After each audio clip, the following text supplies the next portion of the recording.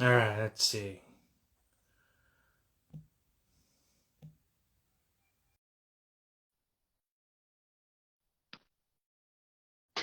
Ugh.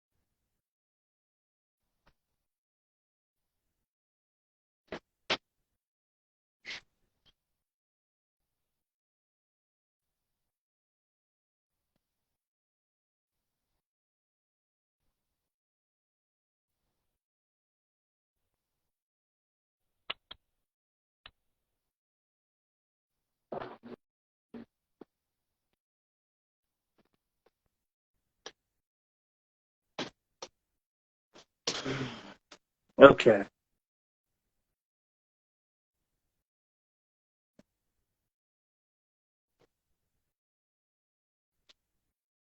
Anyone out there?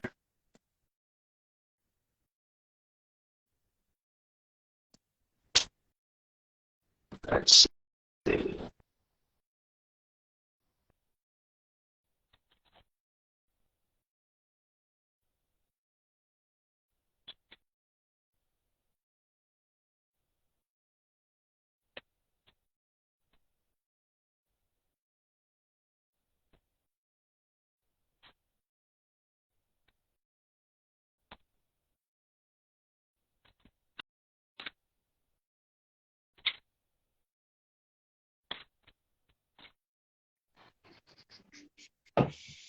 God damn There it.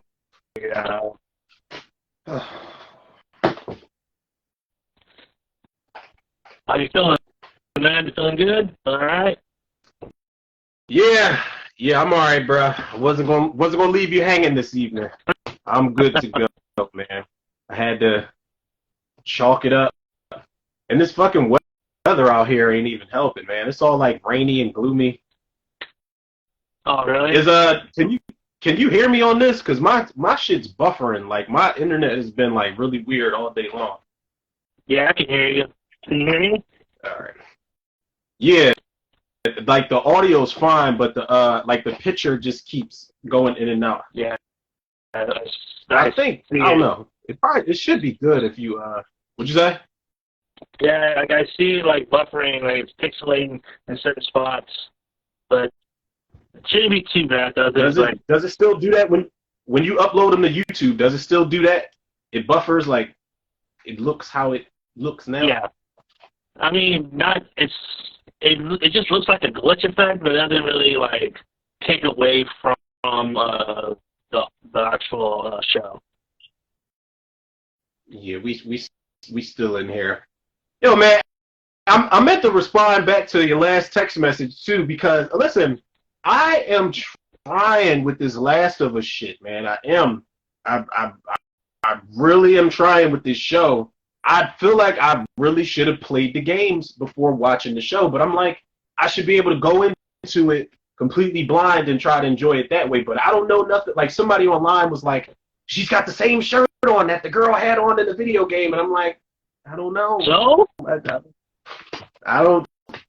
The clickers shit was fire though. yeah, I wanted more of that, and I got it for like I got a little you're taste of it, and then gonna that get was more of it.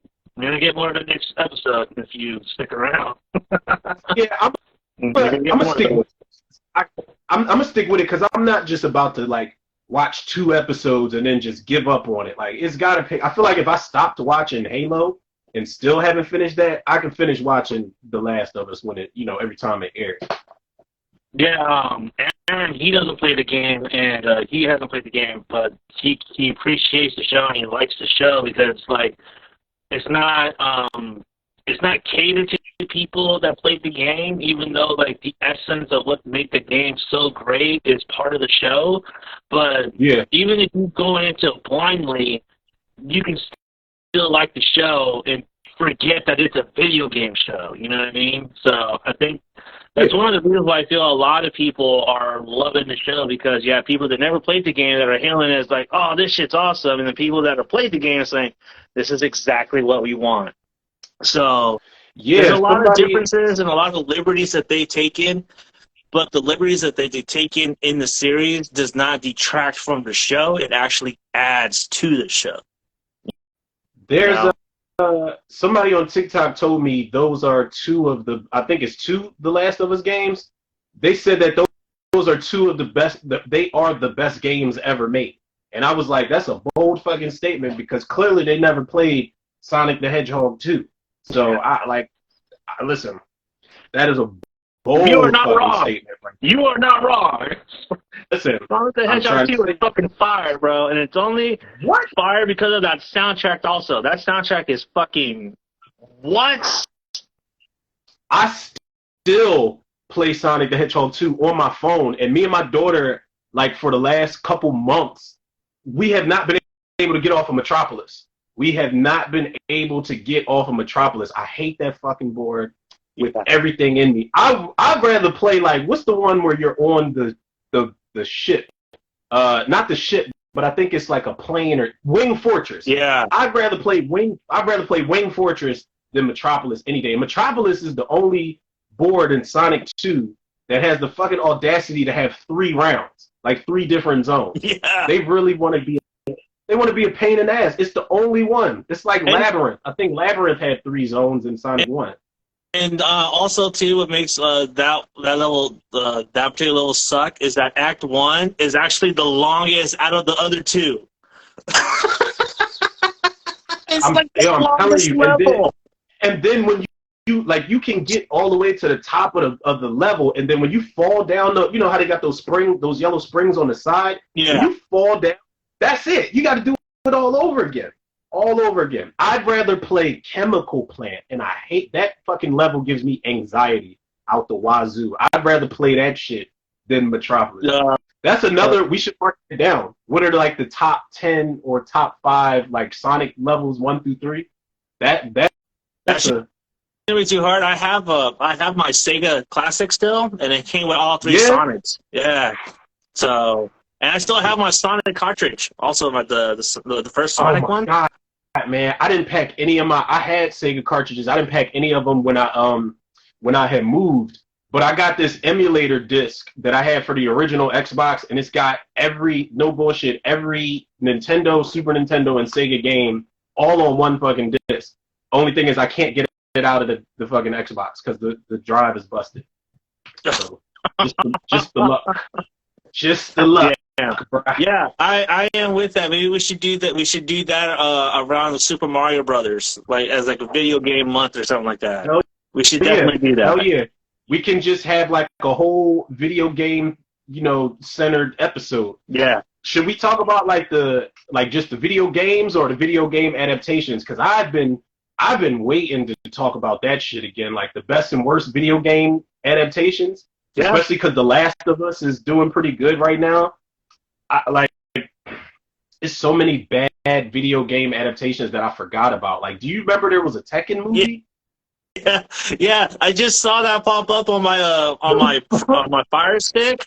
It's on freebie right now. There's a fucking Tekken movie. There's a Tekken movie. There's a Dead or Alive movie. And I remember Dead or Alive. I used to love that game, but I didn't know there's a Dead or Alive movie with I want to say Jamie Presley. Yeah. And Devon Aoki, the chick from Tokyo Drift, is in there. Yeah. I'm like, yes. She turned down Fast and Furious to fucking do that movie. You believe that shit? Wait, she turned down what? The sequel? Yeah. To do that shit. You believe that? That's like, why? Listen, it would have made more sense for her. Like, she was good. She was okay. Like, she grew on me in Too Fast and Furious. She used to annoy the shit out of me. But it would have made more sense to put her as a main character in Tokyo Drift. I would have taken her instead of I can't remember the girl's name who played Neela, Natalie something, who was at Tokyo Drift. I can't remember that actress's name. Yeah. Hold up. So the Tekken movie, I'm looking up Tekken right now. Dwight Little and Alan B. McElroy were a part of this. Those are the guys that Dwight Little directed Halloween 4 and Alan B. McElroy wrote Halloween 4. Oh, God. That's weird. This is weird. That is going to be a bad movie. That's going to be a bad movie. Oh, my God. Wait, you don't like Halloween 4? I like Halloween 4, but the rest of their works, man, have not. Oh, yeah. Dwight Little directed. Dwight Little directed, and I couldn't believe this shit because I remember going to see it in the theater. He directed Anacondas, The Hunt for the Blood Orchid, everybody's favorite sequel with snakes. He directed that shit. Alan B. McElroy wrote. You not a fan of you not a fan of Anacondas too? Anaconda, like that's pushing it. They pluralized it. You know how they did with Aliens? They made it Anacondas. Yeah. And gave it a subtitle. That shit was stupid. though. Like they were in Borneo hunting for the fucking Fountain of Youth plant. It was stupid. It was dumb. They had a good cast in there, but the movie was just not good. And the snakes look like shit. The snake and Anaconda look like shit. And that's something. Yeah. Yeah. I mean, they're supposed to be remaking that too. They're supposed to be rebooting the whole thing. And I feel like it could be okay because the Meg was a thing, and the Meg was just Jaws on steroids, just nowhere near as good. But if you remade Anaconda, it could probably be something. You just got to put another rapper in there. Ice Cube was in the first one. We need another rapper in there. No, put his son in there. Put his son in there. Ooh, O'Shea? Put O'Shea Jackson Jr.? Listen, put him in there. I like O'Shea, man. I like O'Shea on screen. He's really good. He's a really good actor. He's a really good actor. I think he's really good. He was good in Ingrid Goes West. He was good in the Obi-Wan series. He was in the Obi-Wan series? Yeah. Ooh, that's another one I gotta write down. I started writing down like TV shows I want to get on. Like I got Stranger Things on there. My uncle was telling me to watch this show called Kaleidoscope. I got The Last of Us on there now. But I feel like if I put Obi-Wan on my list, I gotta put on what is it, The Mandalorian? I heard that's really fucking good. Oh, Mandalorian. You never seen The Mandalorian, really? Nah, I've not seen it, man. I have not seen that's fucking fire, bro. Mandalorian is a Western in space. Yeah, it looks like it, and it looks like a bit of a mix of like fucking Man on Fire. Like, he's protecting Baby Yoda from, harm's way and all this other stuff. You know what it is? I don't know if you're a big fan of the Dollars trilogy, The Man with No Name, Clint Eastwood. You ever seen the Dollars trilogy? The Good, the Bad, the Ugly, $3 More. You ever seen those movies? I've seen The Good, the Bad, and the Ugly, but it's been years since I've seen that. The other ones you named, I've never seen those. So, Good, the Bad, the Ugly, $2 More, and The Man with No Name, they're part of a trilogy called the Dollars trilogy with Clint Eastwood. And that's basically the Mandalorian. He's just a cowboy, a bounty hunter, and he looks like a badass in there. Yeah, Mandalorian is really good. Definitely. What'd you say it's called? The Man with No Name? That was his name, The Man with No Name. Or type in Dollars Trilogy, and it'll pop up.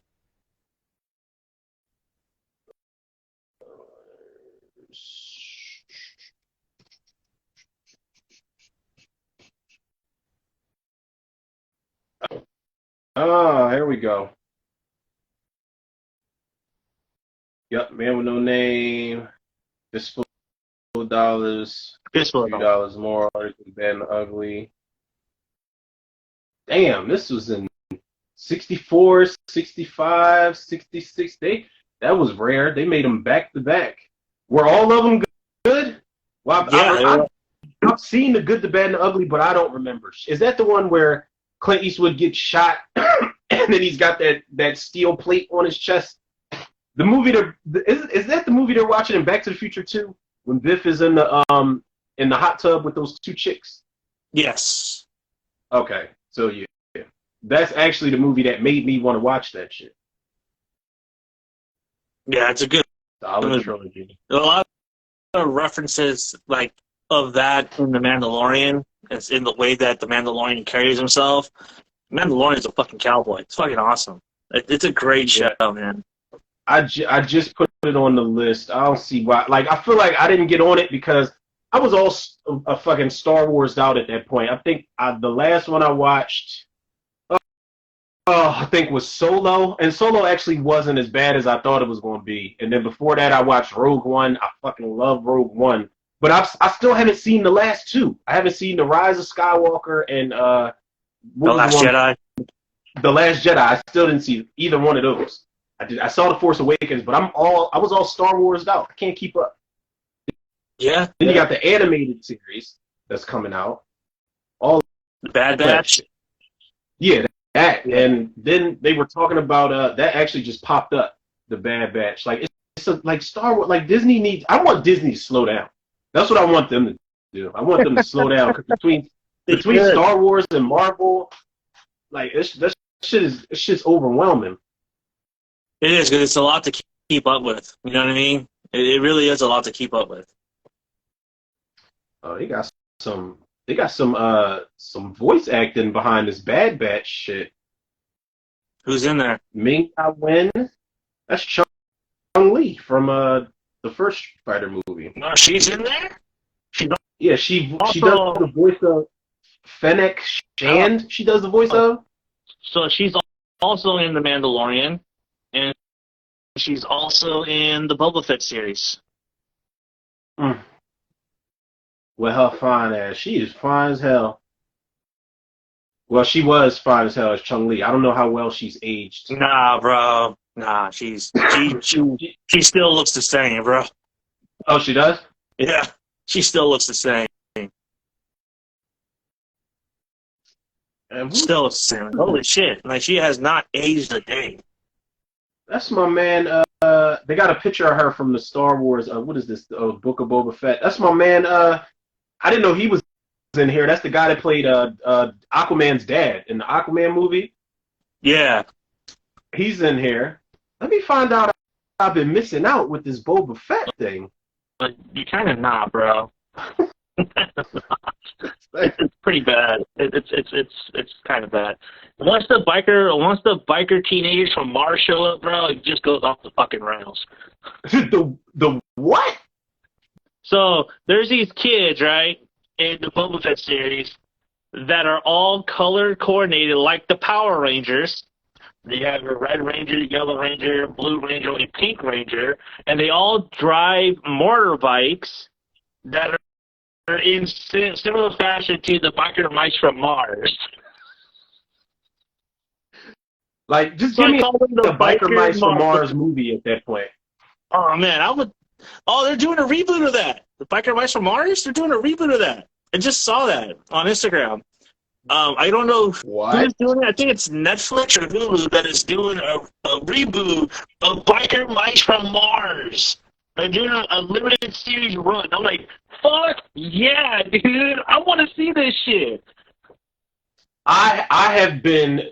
Listen, first of all, that was my shit when I was a kid, and since they did that Ninja Turtles reboot, and they've been on this, let's put CG suits on top of the actors and layer the CG on top of them. I said to myself, there are certain movies I need now after seeing what they did with Ninja Turtles, for better or worse. I need Biker Mice from Mars in that same fashion, CG on top of the actors, or they could go practical, but the mice got to do certain shit, so they would have to be CG. I need that. I need Street Sharks. I need Gargoyles. I need Battletoads. I need all of that shit. Well, Jordan Peele is actually supposed to be attached to a gargoyle adaptation. I don't even know what happened to that. What happened to that? That was they announced that a while back, and I was like, I think that was pre-pandemic, and then after that, it just faded. And I was all on board for it too. I don't know what he was going to do with it, how weird he was going to make it, but I was on board. I'm like, okay, I'll be happy just getting a Gargoyles live action movie. I almost said I need the Mighty Ducks live action, but I don't think we should take it that far. We already got the Mighty Ducks trilogy. Oh God, Mighty Ducks. You're talking about the cartoon, right? You're talking about the ones with the actual ducks, right? Yeah, with the actual ducks. I don't think we need like a live action version of that shit though. I don't know if people will be able to take it seriously. That'd be too weird because they're also a hockey team. They're an actual hockey team as well. So I don't know. I don't think it would make sense. I don't think it would make any sense for real.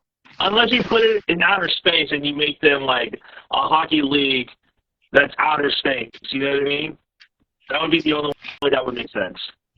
They're going to add human characters in there, though. They'll probably fucking throw James Marsden in there because that motherfucker, he's in. If it's a CG character, you can count James Marsden in because he loves that shit. And I wish they would stop putting him in. I wish they would just stop putting him in those types of movies. I feel like he's the only one that can sell it. Fucking James Marsden. I can't stand. Like, he is one of the worst parts of those two Sonic movies for me. I haven't liked James Marsden in a really long time. You didn't like him in Death in the Funeral? I did like him in that. He is the funniest part of that whole movie. Death at a Funeral, and I said this when I did my fucking House Party review the other day. Death at a Funeral and House Party are in the same category for me because these movies have way too many people and way too much talent behind it for it to just be so unfunny. Like, I didn't think Death at a Funeral was funny at all. Outside of the James Marsden shit where he's tripping out and he takes the pill, I didn't think Chris Rock was funny. I didn't think Martin was funny. I didn't think like Columbus Short, Zoe Zelda. I didn't think any of them were funny. Danny Glover is in it. Tracy Morgan. You got this. Peter Dinklage was funny either? The midget? Who? Which one? The midget? Peter Dinklage? Yeah, him too. Peter Dinklage. Peter Dinklage is one of those actors, man. You forget that he is even a midget because he's owning every scene he's in, whether it's that movie, whether it's X-Men. I can't wait to see what they do with him in this Toxic Avenger remake. I don't know what his role's going to be. I don't know. He's Toxie. Is he? He's Toxie. Like, you mean Toxie before he buffs up, right? Toxie. So Nah. Yeah, he's Toxie. Nah. He's Toxie. Nah. Wait. Hold up. Nah. No. I don't have my laptop with me here. You Google it. Yeah. It says when a meek father takes drastic measures to provide for his family, he is accidentally transformed into a hideous mutant. All right, so they don't say who they're playing. They don't say who he's playing. Elijah Wood, Kevin Bacon, Jacob Tremblay, Jane Levy's in this too. Jane Levy, really? Listen, I don't know what they're going to do with this, but the fact that they gave it an R rating for like gore and violence, I'm on board. That was my biggest thing with the Toxic Avenger when they announced it. I said, if y'all make this PG-13, I'm not going to watch it. There's no way I'm going to watch it. I'm not going to review it, no nothing. Because you go back and watch those movies, those are the craziest like exploitation, just sleazy 80s movies I've ever seen. Crazy. Especially that one. This is that first one, man. That first one was fucking wild, bro. You could not get away with that shit now. You could not get away with that. I watched the first one like early last year, I think it was, and I was like, I don't remember the movie being this crazy. It's insane. Yeah. And then they just get crazier and crazier. Like, did you know Michael Jai White was in part 2? No, I didn't know that. I knew Hillary was in. I knew Hillary Banks was in part 3. Hillary Banks is in part 3? Yeah, she plays one of Ron Jeremy's girls. What? Hold up. Karen Parsons. Yeah, she's in part 3. I think it's part 3 or part 4. It's one of those. Yo. Hold up. All right, let me. Say Hillary Banks. Let's look at part 4. Is part 4 the one where that guy has got like all types of bugs and rats and mice inside of his stomach and gets ripped apart at the end? I think so, yeah. Ron Citizen Toxie or something? Citizen Toxie, yeah. Ron Jeremy, they don't have her in the credits, but Ron Jeremy's definitely in here. She is in one of those movies. Because Corey there's a still Feldman's shot. I in think it? she was uncredited because there is a still shot of Hillary Banks in one of those movies. Corey fucking Feldman is in Toxic Avenger 4. Oh my god. This shit, yo, yeah, I gotta go back and watch like two all the way through 3 and 4 just to prepare myself for what they're about to do here, because these movies are fucking insane.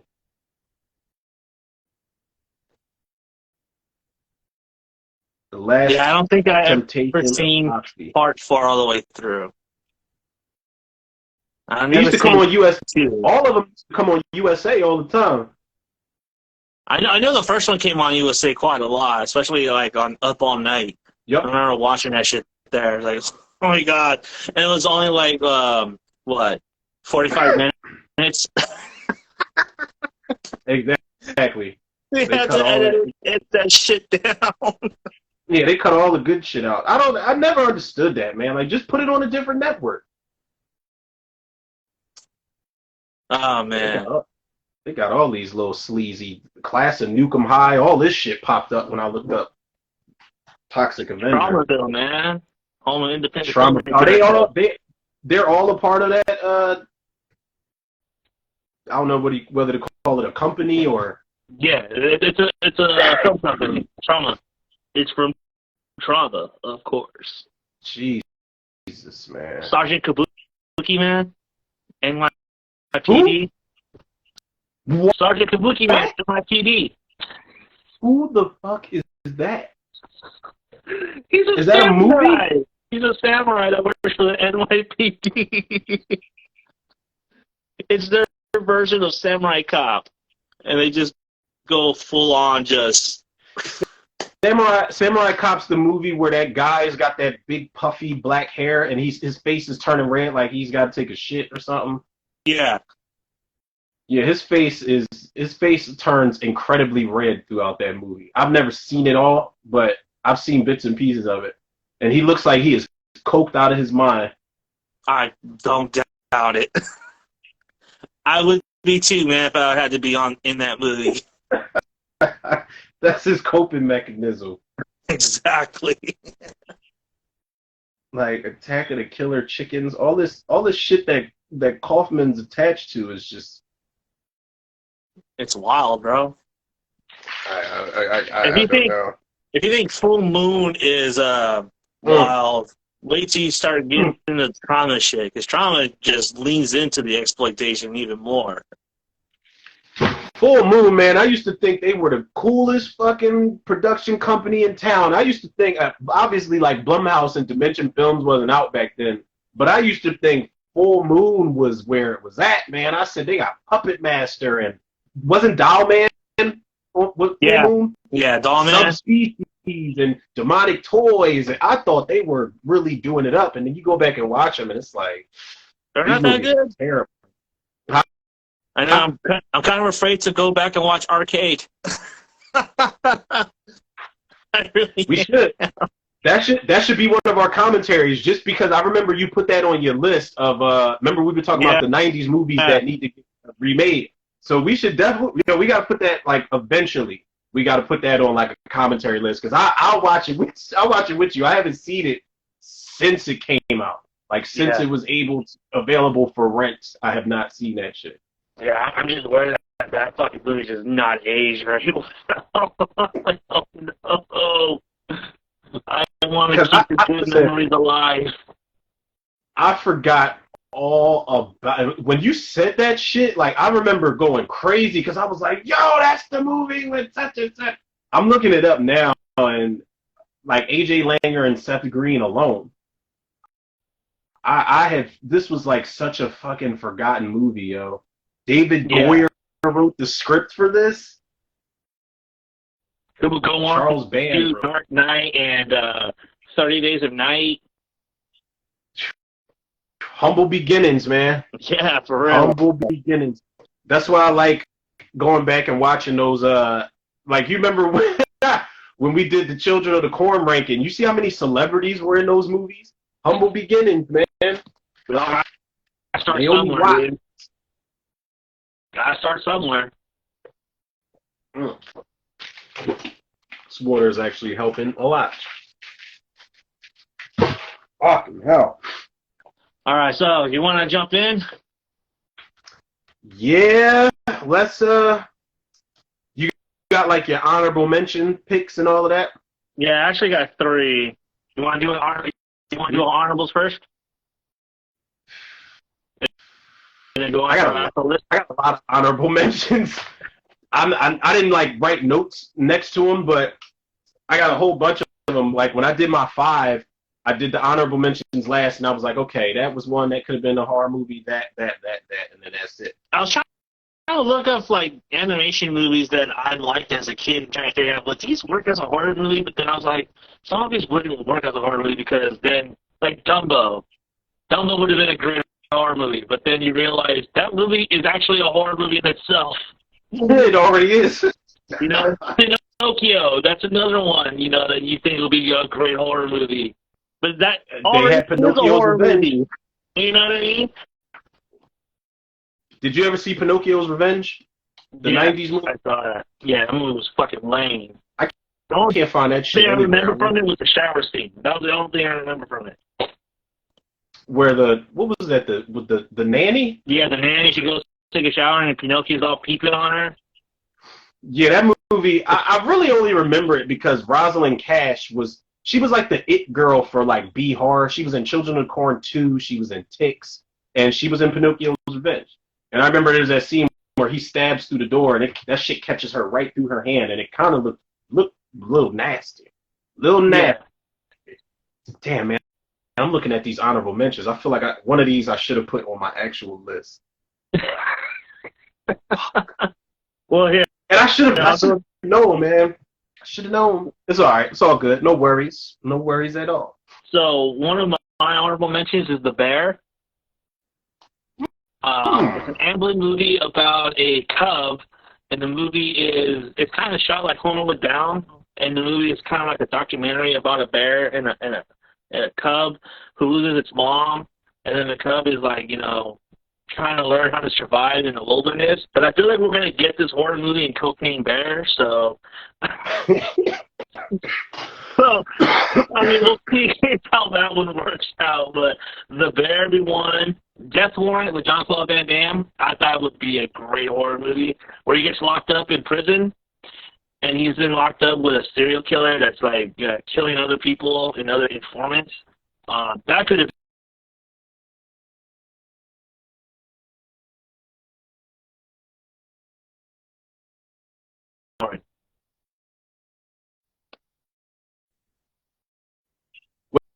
Wait, you going in and out, bro? Oh, never mind. I can hear you now. So Death Warrant, and then my last honorable mention is Night Eyes. It's a 1990s erotic thriller, and it's about an obsessed fan who it's actually about an obsessed fan who's starstruck by a celebrity, but the security guard that works on the property gets seduced by the celebrity's wife, and so it becomes like this whole love triangle. But then you could make that into like an obsession kind of movie meets like Fatal Attraction meets I don't know, Basic Instinct or something like that. I don't know. Fear. Yes. I like how you said erotic thriller, because I remember you mentioned something like way back when where you were talking about how the 90s had these like sexually charged thrillers. Yeah. Like the 90s was the horniest era for those types of movies, yo. Like the late 80s into the late 90s, it was just like, I think I remember you had mentioned it wasn't a movie, but it was a TV show you mentioned in the mix all of this, and you mentioned Silk Stalking. Yes. Everything was just, they were in sexy mode around that time. You know? Everything was just had to be sexy. Just look at the intro to Silk Stockings, bro. It's literally a camera pan up a woman's leg, showing her panties and tying her her laces. It's crazy. That shit, they were horny as fuck in the 90s, man. TV shows and just movies overall. You know what? I'll give I'll narrow this down. I'll give 3 that I think should be horror movies, 3 honorable mentions. But what I did was for some of these, the ones that I'm gonna pick, for some of these, I was like, okay, this would make a good horror movie, but they already made such and such. Like how you just said the bear, but they got Cocaine Bear. Yeah. Little Monsters is one of my honorable mentions, but I feel like we got Nightbreed. I've never seen it, but I feel like I've never seen it. It's on my watch list. It's been on my watch list for 2 years, and I still haven't watched it. I feel like it's still like it's a couple parallels with those 2 movies. Like Little Monsters that would make a great double feature, bro. That would make a fucking perfect double feature. Yeah, that was the first thing I thought of because I'm like, okay, look, I'm looking at all the practical effects and all the monster designs. Then I remembered that Craig Schaefer goes into like this underworld where all these fucking creatures are just, I don't know if are they villains or is it like, are they cool with him? No, they're cool. So think of it like if the monsters were X-Men, if they were mutants, if the monsters were mutants, and humanity was Friends of Humanity, like that's pretty much it. Like do you remember in X-Men how they had that group Friends of Humanity, which was basically the racist group that hated all mutants? Basically, that's what that small town is. It's Friends of Humanity going to wipe out all these monsters because they're afraid of them. But the monsters are good guys. They just want to be left alone. You know what I mean? They just want to be left alone. And I said this in my review, like this is the X-Men version of what a horror movie would be. Like this is the horror version of X-Men. That's it. So that's the perfect way I could pitch it. I definitely got to go back and watch it because I remember that was like a movie I never rented as a kid, but I always stared at the poster because I'm looking at all the creature designs and I'm like, it looks pretty cool. Only thing that has always kept me from it is that it's Clive Barker, and sometimes I tend to regret what I see, whether he directed it, whether he produced it, because when I went into Midnight Meat Train, I know he didn't direct it, but his name's on it, and I'm blaming him. And when I saw Midnight Meat Train, I said, Clive Barker is a very fucking twisted dude, man. Now, I don't think Nightbreed is that bad. Hopefully it's not. It's not. But Clive Barker, I feel like with Clive Barker, it's kind of like when I see like a Cronenberg's name on something, it's like, all right, man, I don't know what I'm about to get myself into type of thing, but I don't know. I will recommend watching the version on Shudder because that's like the definitive version of Nightbreed. That Nightbreed actually went through a lot of cuts in the studio, like reshaped that movie out of Clive Barker's chagrin. So the version that's on Shudder is the definitive version and the way to watch Nightbreed. That is the best way to watch Nightbreed, is that version on Shudder. Yeah, I mean, I got it on my list. Another one that number 2 that I think is, well, honorable mentions, of course, I think that could be a horror movie is Teenage Mutant Ninja Turtles. But we got Chud. But there's no Chud. Really, there's not no really Chud. The same thing. Not really the same thing, but I'm thinking like the parallels here. I'm thinking underground type of thing. Oh, Draco Mays, what's good, bro? He said now I gotta watch Nightbreed ASAP. Yeah, I got it on my watch list. I definitely have to get on that. It's been too long. But Teenage Mutant Ninja Turtles it could be a horror movie. Definitely could be a horror movie. April O'Neil could go down there and see some of the craziest shit that she's ever seen in her life and be trying to make it out of the sewer throughout the entire movie. Casey Jones is like a anti-hero serial killer running around New York acting crazy. I don't know. All I know is that in a horror movie version of Ninja Turtles, that guy Charles that fired April O'Neil, his son needs to die quickly. I hate that motherfucker, man. I hate that kid. I hate his face in every scene he's in. I hate Danny. Can't stand him. I cannot. Can't stand him.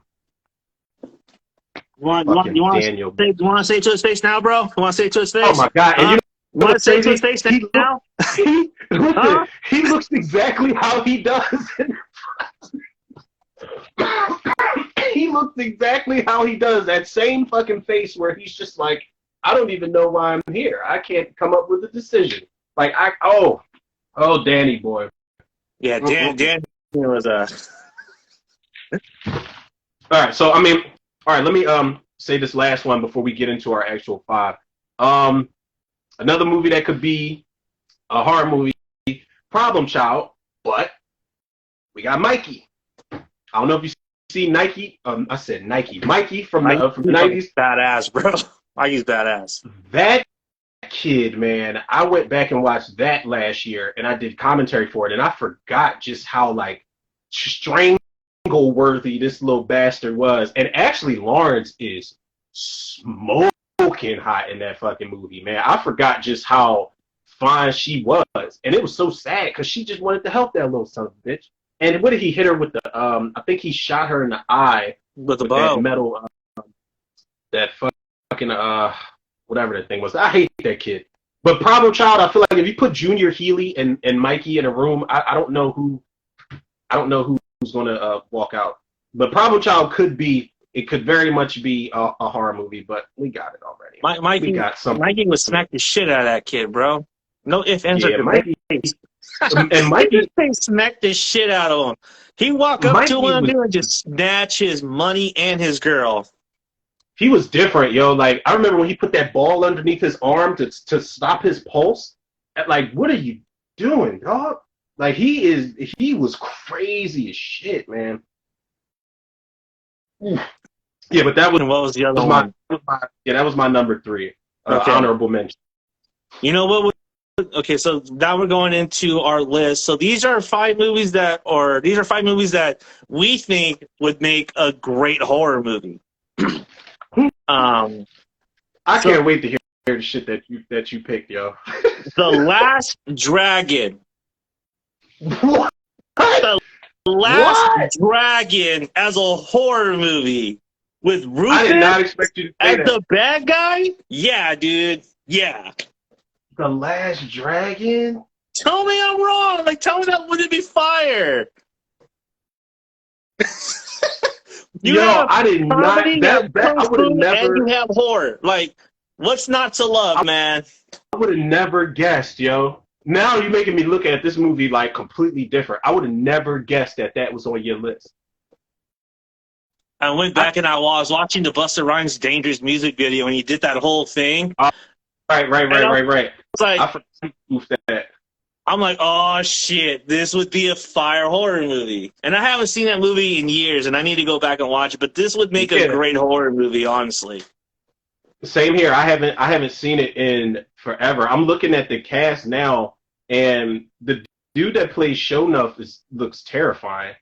Like he just looks like he is taking his job very seriously in every fucking picture he's in. I forgot Vanity was in this movie. Keisha Knight, Rudy Huxtable was in here. Yeah. What the fuck? I think I need to put this on the second role. What else was she in? Purple Rain or Graffiti Bridge or some shit? She was in Purple Rain. I know that for sure. The Last Dragon. Yeah, The Last Dragon. Yo, that fucked me up just now, man. I did not think you was gonna say The Last Dragon. A fucking kung fu horror movie. I'd buy that. I'd buy that. Who would but the not want to question watch is, that shit?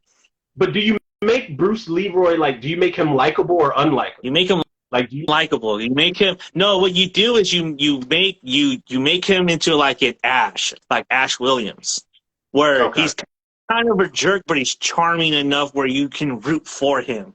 He's the reluctant hero. And then you make Shonuff the big bad motherfucker that he is, man. You make him into Jason Voorhees. You make him to Michael Myers. You make him something that is an unstoppable killing machine, man. Shonuff should have like practical effects, like horns or some shit in his head. Damn, I really want to go back and watch this now. Keep the hair, but shape the hair as horns.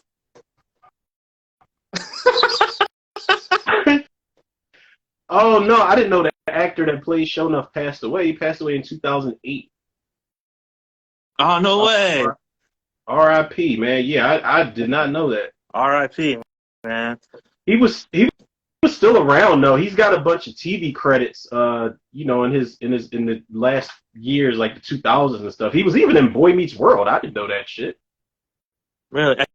He was I in think he might have played the Sean's girlfriend's dad or something like that. Sergeant Moore. I don't know what his girlfriend's name was. Was his girlfriend's name Vanessa? I don't know. I have no idea. Man, where's Elisa when you need her? Because she's like the Boy Meets World expert. Listen, I actually found they had like all seasons of Boy Meets World online. I was just trying to find the one with Jennifer Love Hewitt where they were spoofing like Scream and I Know What You Did Last Summer and shit. Like that's the one episode that always sticks out. That's when everybody. That's the Halloween episode. I think that's in season 7, season 6. Yeah, because one of the Matthew Lawrence is in that episode. Jennifer Love Hewitt's in there. Matthew Lawrence was already a regular on the show. Motherfuckers was dying in that joint. They found the janitor dead in the like in the little linen thing. That was like one of the best episodes ever. Jesus Christ. Yeah, so that's my number 5. What you got? Okay. All right, I stuck in my tooth. My number 5 is actually, oh shit, I gotta go backwards. Here. All right, my number 5 for movies I feel like could be a horror movie. Bear with me now, all right? You ready for this? Yeah. My Girl. 1991, My Girl.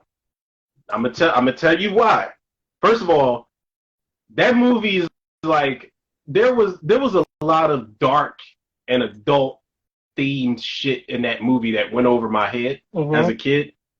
But it's already creepy enough because Veda she lives in this funeral home. She's around dead bodies all the time, and like it's just weird. She's scared to go downstairs, and she's going through these bodily changes, and like she's Beta seems like she's not all the way there, and a part of that's like because she lost her mom, because her dad doesn't. Like, you feel me? Like Beta already seems crazy as fuck. So I feel like this not so much a straight up horror movie, but I feel like this could be like a psychological thriller. Like maybe Veda hates the living so much. She's so used to being around dead people, she hates the living. Maybe she talks to the dead people in there. I feel like it's a little cliche because The Sixth Sense did something like this, but what if Thomas J was never there?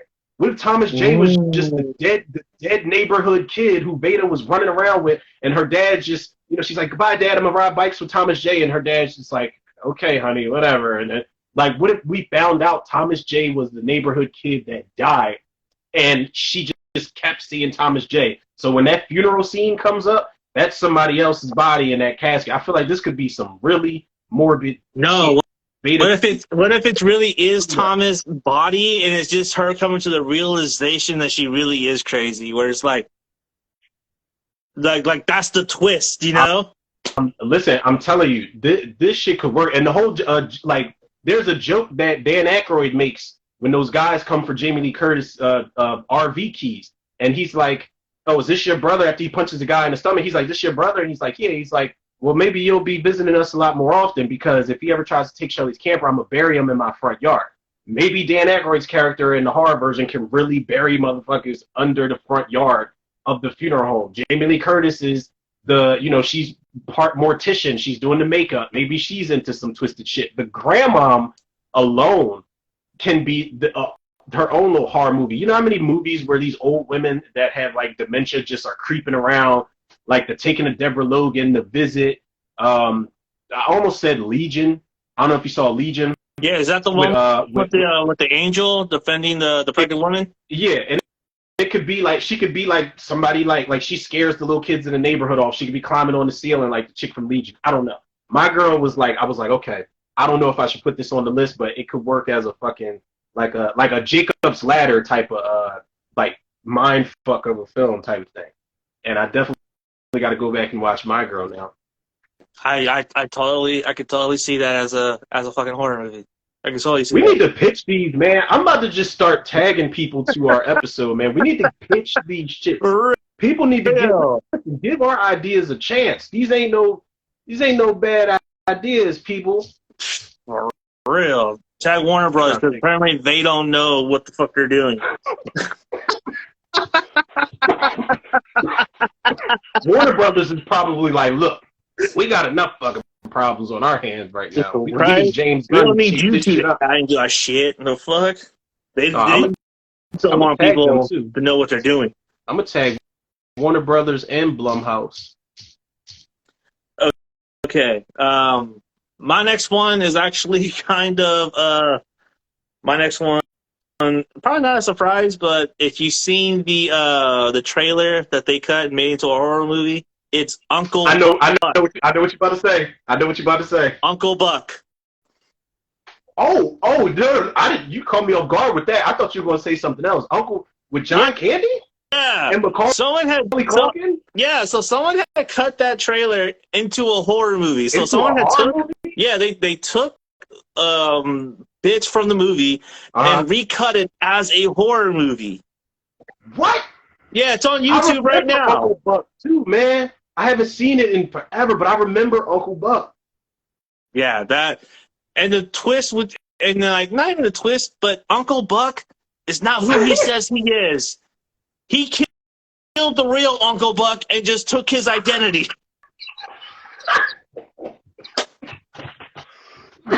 Yo, Uncle Buck, yo. Yeah.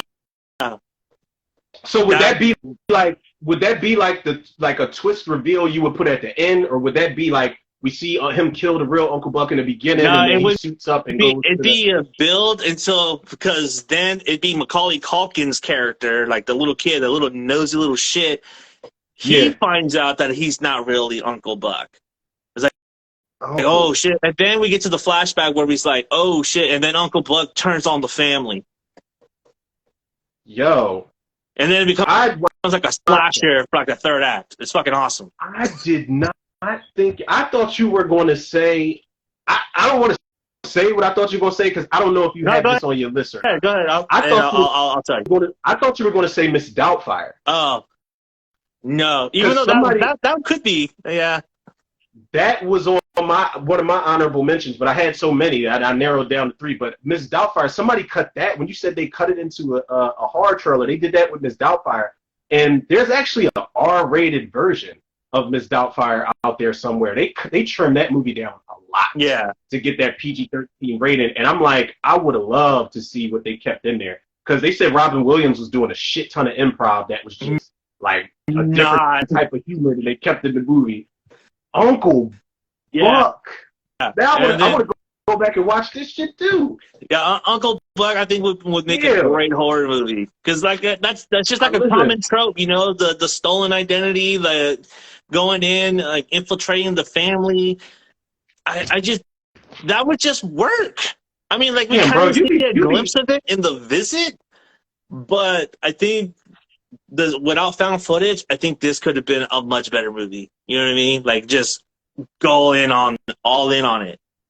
You be taking me back, man. Like I swore you was gonna say Miss Doubtfire. If you would have asked me, if you would have gave me 1,000 guesses, I never would thought you was gonna say Uncle Buck, yo. That's fucking crazy. Yeah.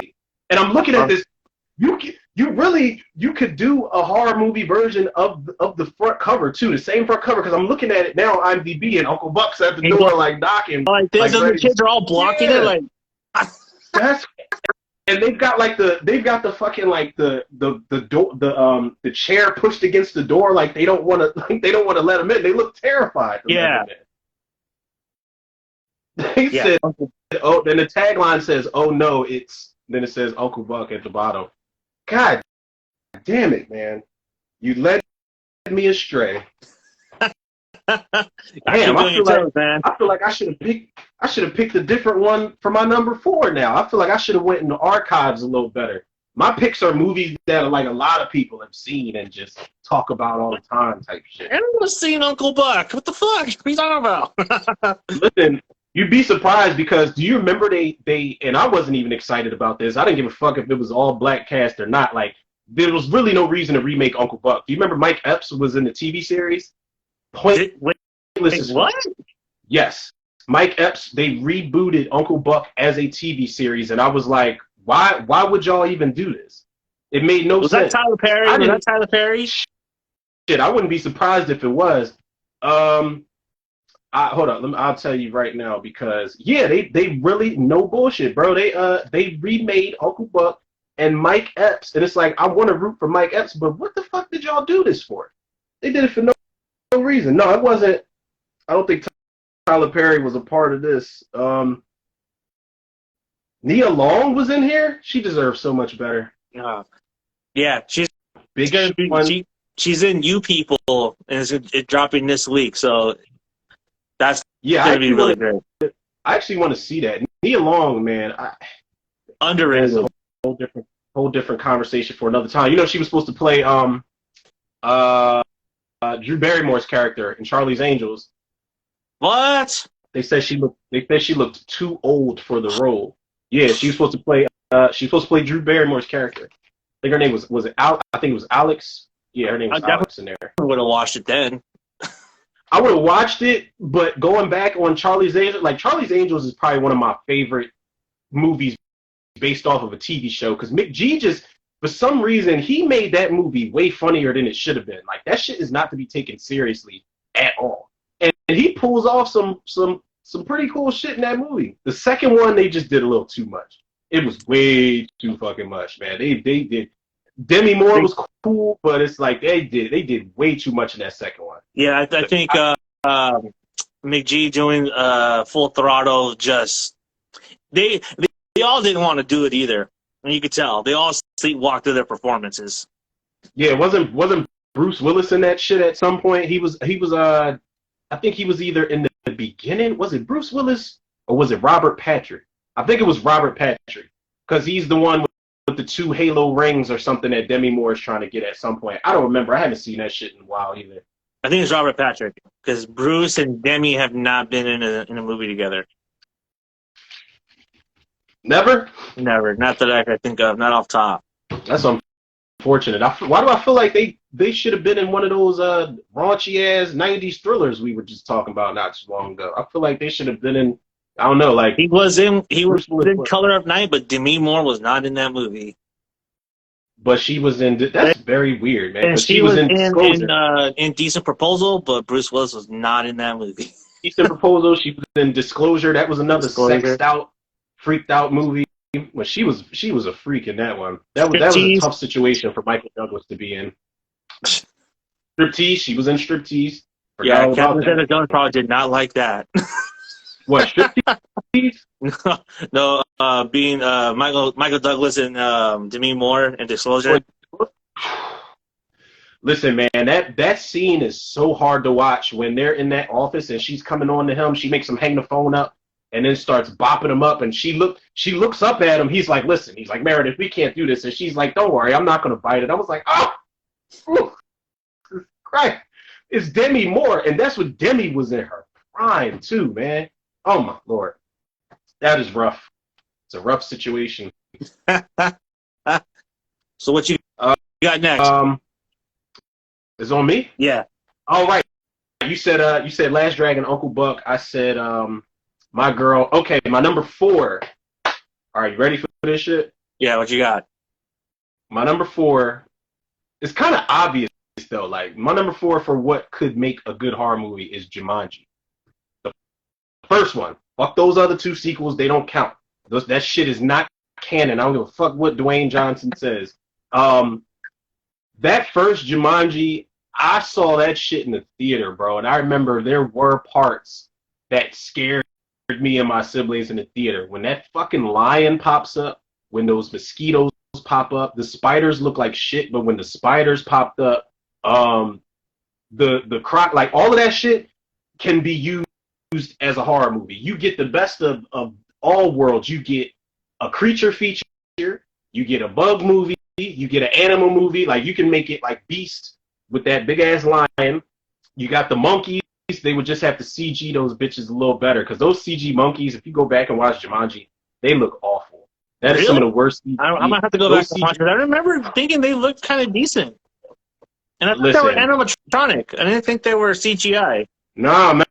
Remember those monkeys were in the kitchen throwing plates. One of them jumps in David Allen Greer's squad car and is shooting the shotgun. Those monkeys look awful. Now, I will the sequel credit. What was it? The second sequel. Those baboons that are on that bridge. That's like it looks like a video game. The bridge is going in different directions. Those baboons look fucking great, and that's like a scene out of a horror movie itself. Yes. Shadow 30 said the monkeys and run around causing terror and kill people should happen. I'm telling you, the monkeys can be one of the best parts of it. Fucking Peter turned into a CGI monkeys look bad, so he agrees with you. Yeah, and listen, and you get body horror because remember Peter starts turning into a monkey because he tried to cheat and roll the dice and use somebody else's turn. You get a disaster movie because of the stampede and the monsoon that floods and the quicksand that's in the house. You get so many different like subgenre movies just by Jumanji, and I feel like Jumanji can just be a demonic board game, which it really is. They never even said who made that game, but it's a demonic ass board game. It's like the equivalent of a Ouija board, except it's like lament box. A lot more. Or the lament box. And the lament box, exactly. And I don't know, shit. Maybe it could be in the same universe as Ouija and Hellraiser, and then we get that final crossover where somebody's playing Jumanji while they're solving the lament box and they're fucking around with a Ouija board, and then the gates of hell just open up. The final square is that you meet Pinhead and you have to sell your soul to him to end the game.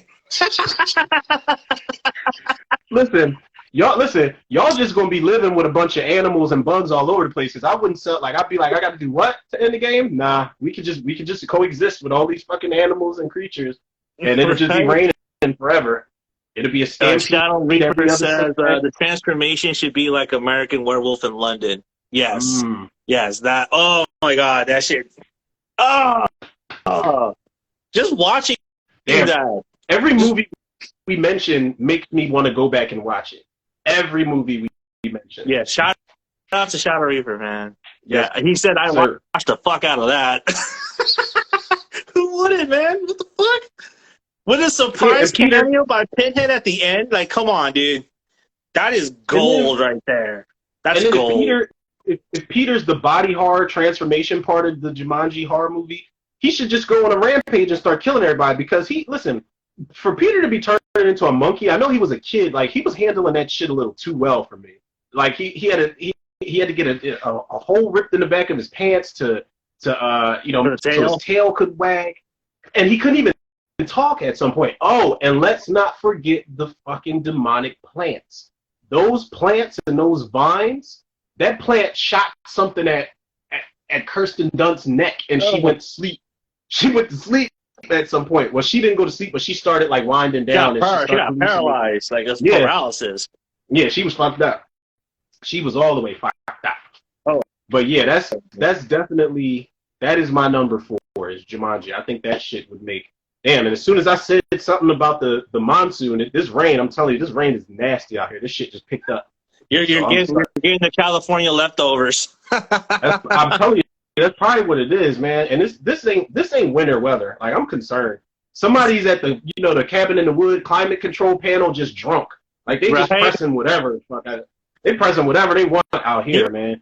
Meant to hit snow, but instead he hit rain. Yeah, exactly. It's just like he's just at the panel, just hitting whatever. Like, yeah, I know, fuck, we're just gonna do this. Whatever. It's Philly. It's fine. Rain could be all right. Listen, I won't be surprised if this shit freezes. This is not winter weather. It was just like kind of warm the other day, like a couple days ago. Now it's freezing and raining outside. It has not snowed yet. It snowed a little bit, but not really. This shit is weird, man. It's very weird. Well, hope you're insulated and hope you're staying warm out there, man. What's your what are we on, number 3? The Room. Tommy Wiseau's The Room. That movie's already a horror movie. That's already a horror movie. You already know.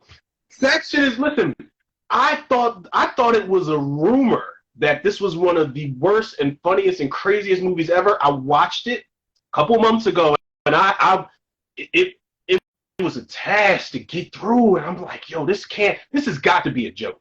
This has got to be a joke. Tommy Tommy, what would you do with Tommy Wiseau's character though? So Like, with Tommy Wiseau, I'd make him like psychotic. I make him really dumb, right? I make him psychotic.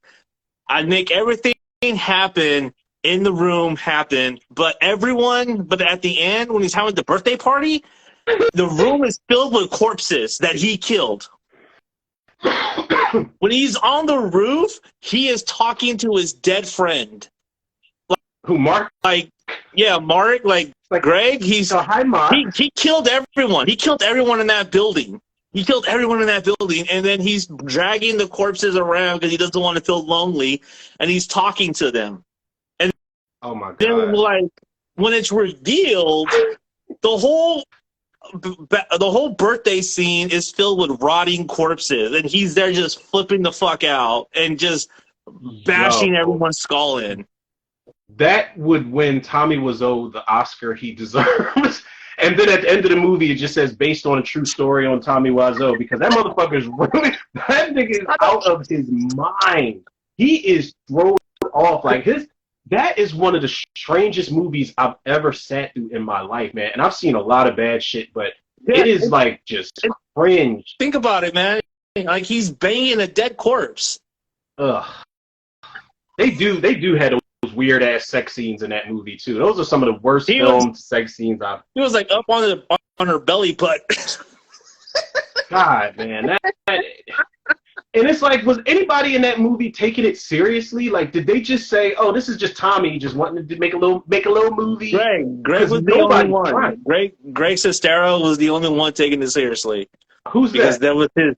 That was the best friend.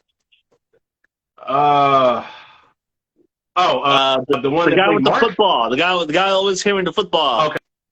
Okay, yeah. Because I at first I thought you were talking about the chick Lisa, because she is awful. Give me a bun, Lisa. Yeah, that whole scene, yo. He's like, like he's just, his mannerisms are so weird, and then he grabs her and he's like, "Do you understand life?" Like, I don't understand. Like, where's Tommy Wiseau from? Is he from like fucking no one knows. Portugal? No one knows. Yeah, somebody created him. He has no like origin. Somebody made him on Planet X, some fucking where. Because that dude, where'd you come from? What the fuck? I don't know what. Like Tommy Wiseau, I'm about to look him up. I need to know where this guy's from. Paul says that kind of reminds me of the movie The Voices with Ryan Reynolds. I never seen Voices with Ryan Reynolds. Yeah, me neither. I gotta go watch that. Hey, Paul, where's that streaming? Let me know where it's streaming. I can watch that shit. I'll put it on my list right now. I'll add it to the list. But I think The Room would make a great horror movie. It'd be a great horror comedy, honestly. I'd watch it. I would watch it as a horror comedy, but you gotta, if you don't get Tommy Wiseau himself, then you gotta get James Franco. Yeah. Didn't James Franco play him, or was it Dave Franco? It was James. Yeah, and he did a fucking great job in that movie. Was it The Disaster Artist? Mm-hmm. Yeah, that movie was dope. What is it? What's it called? The Voices? Yeah, The Voices. Yeah, I'm putting that on the list now, because I always see that poster like floating around online every once in a while, but I've never sat through the movie. Yeah, I think hey, Paul, if you're still there, was he a dog catcher or something like that? Like, did he work for the vet or something? Like, with animals? But yeah, The Room. That's my number 3. I think that would be. You are pulling rabbits out the hat, man. You got me with 2 movies that I swear I'm just like, I never would have guessed. 1,000 guesses, I never would have guessed The Room. Yeah, I think, and I got 2 more that you probably won't guess either. And that's why I said, man, that's why, like, last night when I texted you last night and I was like, yo, I'm going over this list again. Something told me, man, I should have just swung for the fence and just picked movies that not allowed, because my next pick is a movie that everybody's seen. If they haven't seen it, then Avatar? It's on Amazon. Yep, Amazon. Yeah, Is it Avatar? I think one of these nobody would think of, one of these last 3, but this next one, my number 3, everybody's seen it, and it kind of already is a horror movie, and it's got a lot of horror movie elements, which this director does, but my number 3 is Pee-wee's Big Adventure. Ah, that'd be fucking fire. That'd be Listen, fucking fire. Tim I Burton? Yeah. Yeah. Tell him Large Marge sent ya. that could have been an entire horror movie by itself. Pee Wee just can't get the fuck out of Large Marge's truck, and they just go on this cross country adventure, and Just just got him bad things hostage. happen. Large Marge is a horror movie. That sequence where Pee Wee, like where he holds the meeting in his basement and he screams, "I don't need anybody," and he's walking in the rain with like his blazer on top of his head. Tim Burton knows exactly what he's doing because Pee Wee's shadow is cast on that brick wall, huge. Like he looks like this Yeah. hulking monster, and he hisses at those guys. Like he hisses at them and chases them away. Andy, Simone's boyfriend that chases Pee Wee with that big ass bone, he used to scare the shit out of me. When Pee Wee has those nightmares about Francis and those clowns, listen, and there's something about Pee Wee's fear of clowns that they don't really touch on because when his bike gets stolen, that clown is sitting there laughing, like moving around and shit, the animatronic clown. There's so many different things that they could turn into a horror movie. Pee Wee could just, once his bike gets stolen, it's fair. It should be fair game after that. He loses his mind and murders everybody on across the country to get this fucking bike. Everybody he encounters. Even Josh Brolin? Even Josh Brolin? James Brolin. James Brolin, not James. Hear me out. Now, you remember when Pee Wee found his bike? So imagine him murdering all these people on his way to get this bike. So he finally gets his bike, and then he loses it even more. Remember, he's at Universe or Warner Brothers Studios.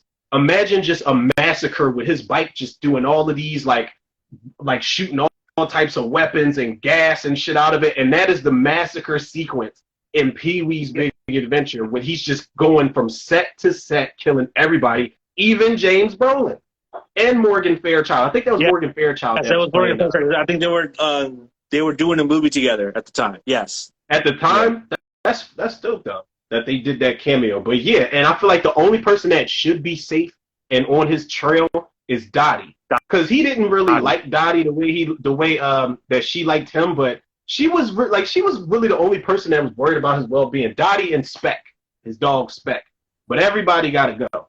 And I feel like he could ante up when he goes to that magic shop, Chuck's Bikerama, but Mario's magic shop. When he goes in there, he could just ante up and get a whole bunch of shit. But I feel like, and Francis has to die too.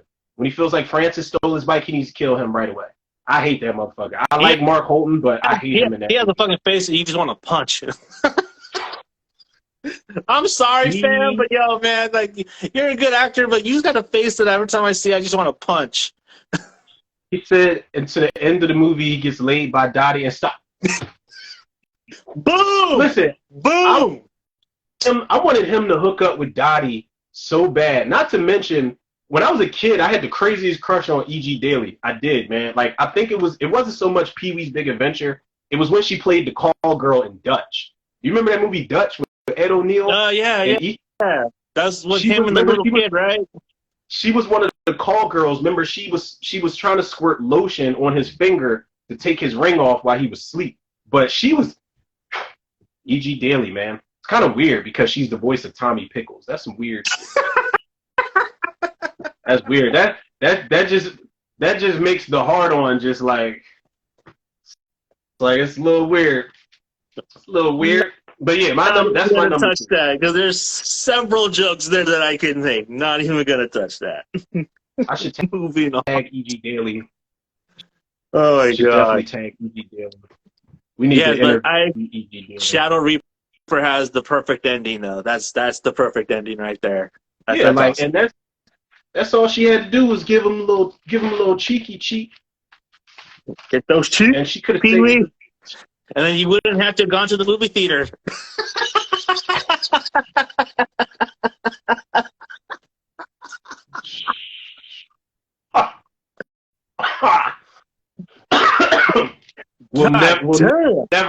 We'll never get Paul Rubens on the show after this, bro. We'll never get Paul Rubens. I think I don't know. You could take a joke. I would hope so. Yeah, right. I would hope so too. If we ever got Paul Rubens on the show, I would just ask him, when's he making another Pee Wee movie, and are you going to do Mystery Men too? That's it. Those are my only two questions. You can have the rest of the show at that point. That's all I want to know. And I want to know if he ever had any interaction with the girl from Top Gun. Remember, she was in Big Top Pee Wee. She was like was she a trapeze artist or something? The one where the one where the circus freaks were in town and Pee Wee was like fraternizing with them. The girl from Top Gun was not his girlfriend, but is that her name? Not Top Gun. Hot Shots. I meant to say Hot Shots. The girl. Remember Charlie Sheen was making like breakfast on her stomach and shit like that. Yeah. The brunette, right? Yeah, okay, she was in. I don't remember her name, but yeah, she was in a second Pee Wee Herman movie. What is her name? I'm about to look it up now. I just always wanted to know, like, where she from, like, because she's got that crazy accent. Valeria Golino? I guess that's, man, y'all know I can't say these names. She's Italian. She's the second child of an Italian Germanist and a Greek painter. She grew up in Naples. Is it Naples or Naples? Yeah. Athens. She's been all over. I don't know, whatever she is. I like her. I like it a lot. All right, what are we on? Number 2? Number 2. Okay. Here we go. This is my only kids film on here. Small Soldiers. That was one of my honorable mentions. I didn't mention. I love it. Small Soldiers, man. You keep, you know you know what the fucked up thing is too is that originally this was supposed to be a horror movie. They should have just went with that. Especially with the like some of those what were they? The Commandos and the Gorgonites, right? Yeah. That one commando, that crazy one that gets put in the garbage disposal. He's like a honorary member of the fucking Puppet Masters. Like, that dude was crazy. That would have been a crazy horror movie, though, man. I love it. Love it. Shadow Reaper said, I just booked Monster Palooza in June, and I finally get to see Robert Englund. Ooh. Nice flex. Bro, nice flex. Okay, by the end of the show, we need to come up with 2 questions each that we can ask. That you got to ask Robert Englund for us, okay? Yes, please. Please. Small Soldiers, I think would work as like as a horror movie. Like, think of it as like demonic dolls meets Puppet Master meets Gremlins. Like, that would be fire. That'd be a fire fucking movie. Those are some of the movies I put in parentheses too. Right next to and I think and also too is like it's Joe Dante. So he did Gremlins. So like Joe Dante directed he directed Small Soldiers? Yeah. Joe Dante, yeah. It's a Joe Dante film. Are you fucking serious? Yeah, I think it's Joe Dante. If not, he wrote the script. Yo, the more you fucking know. You know what was fucked up? I keep forgetting Phil Hartman passed away, man. Like, he was great in that movie. I liked Phil Hartman a lot in that movie, man. It's so fucking sad. Yo, Joe Dante directed this? Yeah, Howling, Gremlins. Whew. I gotta listen. I gotta go back and watch a lot of these. Small Soldiers as a horror movie would be fucking awesome. And Shadow Reaper says Tommy Lee Jones as a killer toy would have been killer. Yeah, it would have. With him and all his commandos. Oh, you know what? It makes sense. Destroying shit? Fuck yeah. Makes perfect sense, because I forgot Dick Miller was in here, and he was in Gremlins. God damn, Dennis. Yo, they have some names behind here, man. Like, Dennis Leary was in this. Jay Moore, David Cross. Oh, man. Robert Picardo. Why does that name sound familiar? That's the guy who, the first thing that came to mind was he's the guy who was doing the voice on the phone in 976 Evil. He's the guy that when that detective or whoever the fuck that dude is in the trench coat, he goes to the actual building to investigate, and the guy just keeps like wiping his nose. He's the voice of the devil, pretty much. The operator. Yeah, the operator, right? Yeah. Okay. Yeah, Small Soldiers, I think, would make a great like if you make it into like a Gremlins versus type, like you make the Gorgonites like their Gizmo as to in the Small Soldiers their Gremlins, and you make it like a fucking Monster Mash movie. This movie would be fire. Yeah. It'd be But all right, dope. so would you or would you not change the sizes of the toys? Would you keep them the same size? I keep them the same size because they have AI, artificial intelligence in them, but they're able to manipulate technology to their whim. You know what I mean? You know what if I remember correctly, fire? the toys were very high tech, so they were able to do a lot. Yeah, and also, you would make their weapons a little bit more dangerous. They were putting chips inside of the Barbie dolls. Like, you remember the part where they turned those Barbie dolls into like psychopaths, and they had their own like fucking Frankenstein laboratory in that one room. That part was crazy.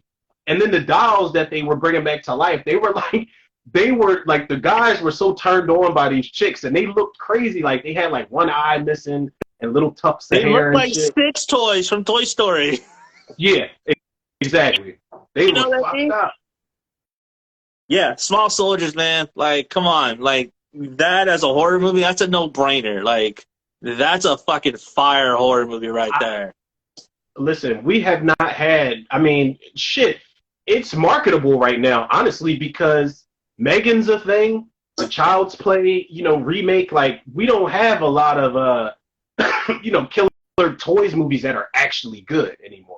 Like, a lot of them weren't really good back in the day, but they were entertaining as shit. They don't really hold up too well, but they were still entertaining nonetheless.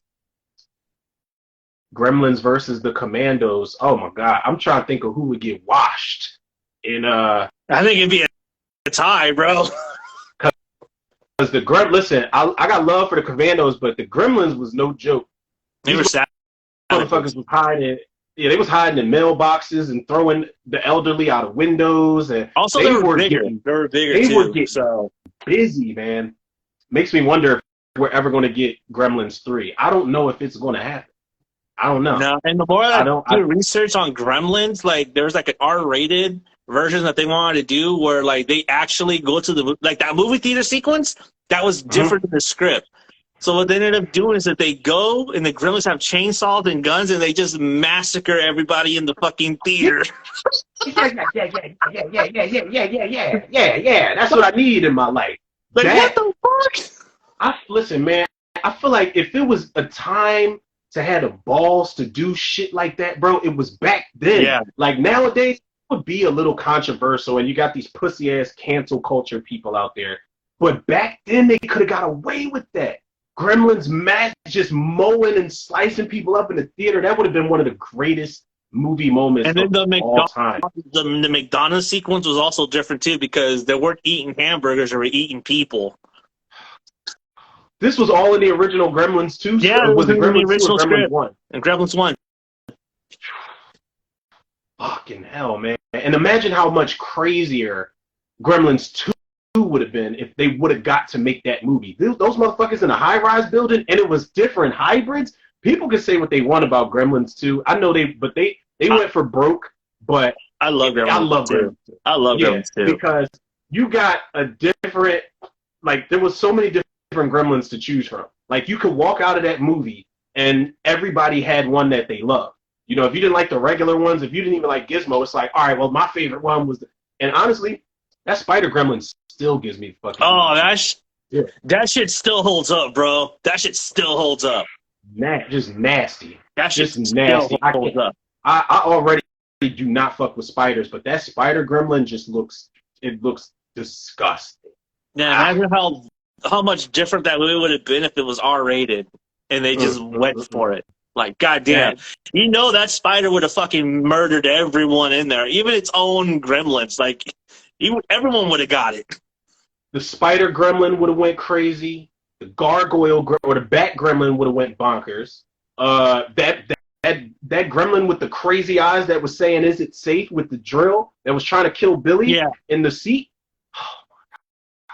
The electricity gremlin. Listen, man. And you know what, too? That movie does not get enough credit for being like hella meta, because that movie was not only making fun of the studio, it was making fun of the audience as well. Yep. You know what I mean?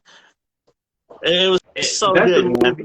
People need to go back and appreciate that movie, man. And it's like that's another episode we could jump on and just talk about like what could have been with certain movies, like what the original scripts had intended to do, or what the original cuts were before, the studios just stuck their hands up the movie's ass. Oh my god, man. I feel like if we do get Gremlins 3, we definitely need to we need a rated R version. Snowflakes ruin movies. Yeah, they do ruin movies because nobody can enjoy anything anymore, man. I agree. And because people got this snowflake cancel culture shit, the studios get scared. And it's like, oh my god, people are rioting, so let's make this movie PG-13. No big deal. Like use their platform for outrage porn. You know what I mean? Like and they're not even outraged. They just want to be part of something. That's the other thing too that kind of gets me, is that people that are outraged, that are genuinely outraged, and the other people that jump on it are not really outraged. They just want to be a part of something. Yeah, and these are the people who I always say, I'm like, these motherfuckers don't have a talented bone in their body. These are the people who just sit back and they just all of a sudden become couch directors, and they want to critique everything and they want to complain about everything. It's like, it's no pleasing people anymore, man. And then when like studios and shit do actually cater to the audiences, they're still not satisfied. Like, this is an era where people just find every fucking thing to complain about. I get that way too sometimes, but only if I'm like really attached to something. Like, you see how we were talking about Halloween Ends? Yeah. I expected a lot more from Halloween Ends. I feel like my complaints and everybody else's complaints, which I can understand, were pretty fucking valid. Pretty justified. Yeah, absolutely. But when people are just like, Halloween Ends is the worst in the franchise, it destroyed the entire franchise. Huh? Like, what? That's what people said about Rob Zombie. Rob Zombie destroyed the Halloween franchise. No, he saved it, bitch. Yes, he did. They got to put some spec on Rob Zombie's name. I'm about to tag Rob Zombie to this also. Our mind. Change our mind, because let me tell you, man, if it wasn't for Rob Zombie's 2 movies, we wouldn't have gotten these 3 movies. Exactly. Mic drop. We need him on the show too. I just tagged him. I'm taking leaps of faith tonight. All right, let's go. Let's hope he fucking responds. Maybe we could ask him about the monsters. What if he just wants? I haven't seen it. I haven't watched it yet. Is it any good? I liked it. I enjoyed it.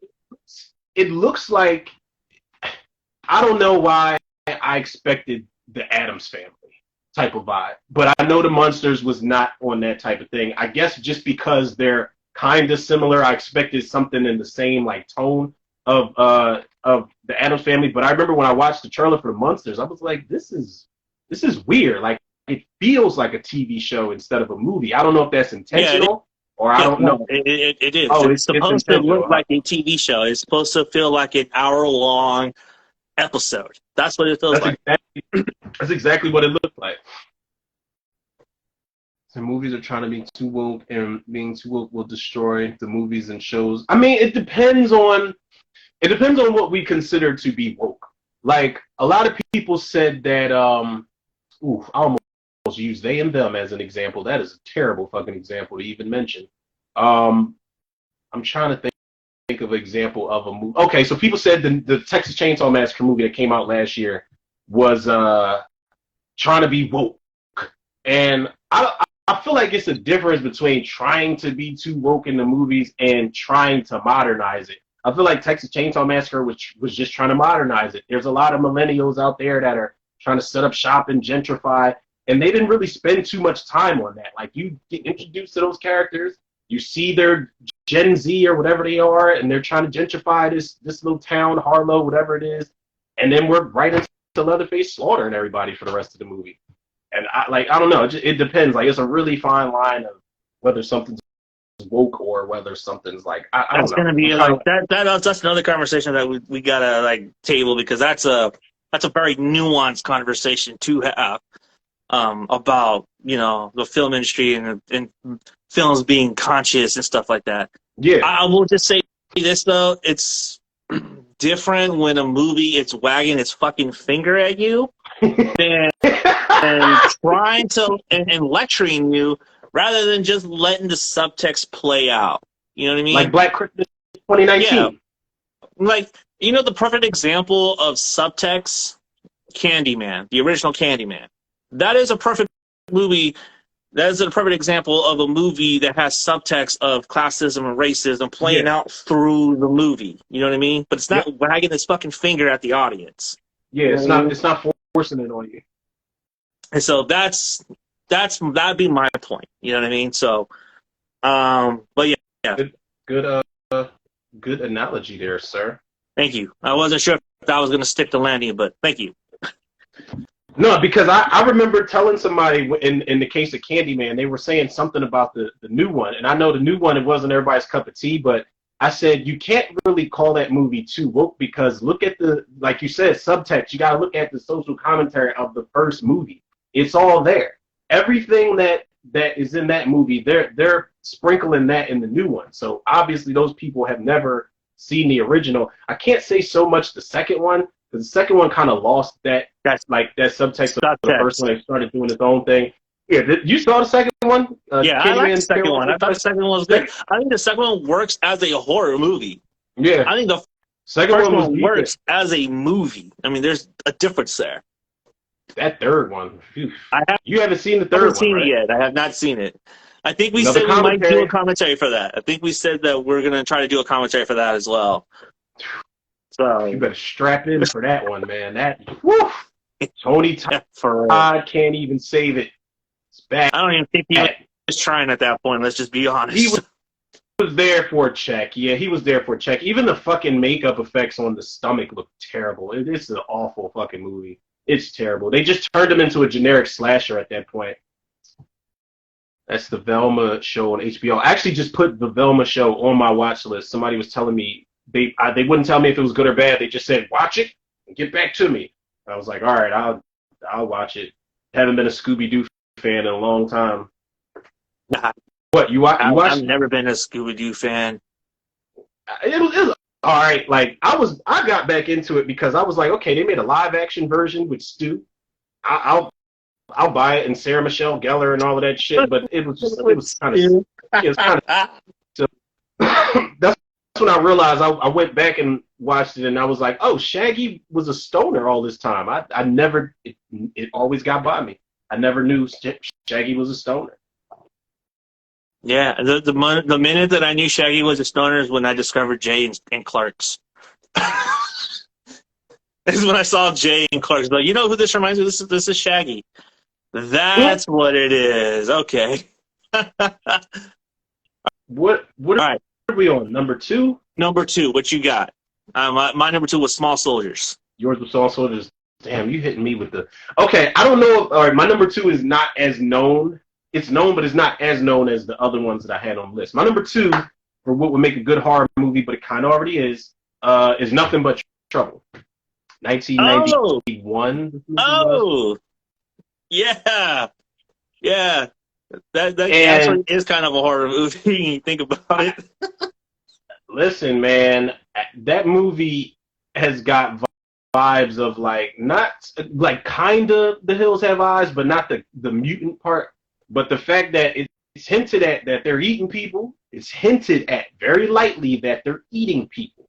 And that junkyard where all the cars are and the tires of the people that they've captured, it gives you Texas Chainsaw Massacre vibes at times.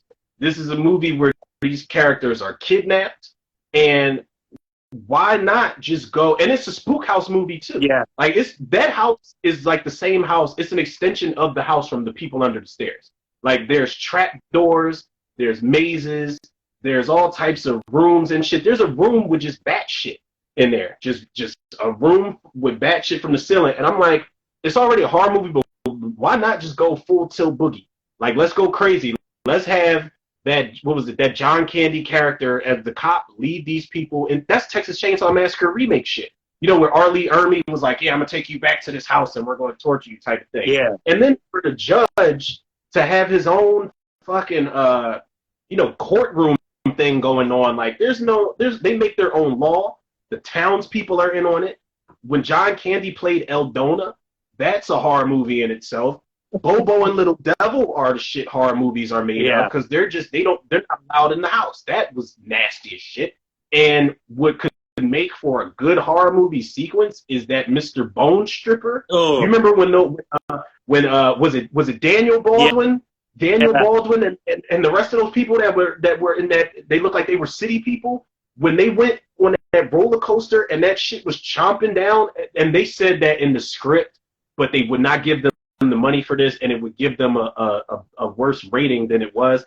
That was supposed to be really gory. Like, it was supposed to be like body parts flying at the remember all the bones go and hit the bullseye? That was supposed to be like blood and guts and body parts. That shit would have been fire. Straight up fire. And the fact that this shit, Valkenvania or whatever it's called, is loosely based on Centralia, Pennsylvania. That's like a ghost town in Pennsylvania where it's based on Silent Hill. Yeah, I was just going to say that. Silent Hill was based on Centralia, but the Nothing But Trouble place, Valkenvania, that's based on Centralia too, because the ground's still on fire and all that type of shit. And then they've got that fire pit in the backyard. And if I made it into a horror movie, I would still keep the performance. Remember, Digital Underground popped up. R.I.P. Pac and Shock G.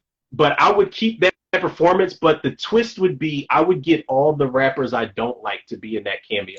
Like, I would get 21 Savage, Lil Uzi Vert, Lil Yachty. Did you just watch my TikTok or something? Did you just watch my TikTok? Why, you mentioned them? Yeah. So that just a quick sidebar. Like, someone had said Nas was whack, and they were saying like, "Oh, Nas is not the best rapper of our generation." I saw that video. I didn't see yours. I did see the video when they were talking about Nas. Like, bitch, Nas is not part of your generation. He's part of our generation. Get the fuck up out of here. You know what I mean? And the thing is, too, it's like what I was saying is like, you know what? You listen to Lil Yachty and Lil Uzi and 21 Savage, but then I also said if I was going to criticize these cats, I would go back and listen to their mixtapes and make a judgment based on that, not based on one song. You know what I mean? And that was really my point. It's like, if I'm going to criticize like one of your favorite rappers or your rappers from your generation, I'm going to do my due diligence and do my research, and then I'm going to make a judgment call. Yeah. But these cats fucking only said Nas had one phenomenal album, which is bullshit, and then they played one of his worst songs. Nas just dropped King Disease 3 or some shit? What was it, King Disease? And that's got, I haven't listened to it all the way through, but that's got bangers on it. Yeah. People are just, like, I don't know, man. It's and then I was like, if you want to showcase Nas's worst song, just play You Owe Me.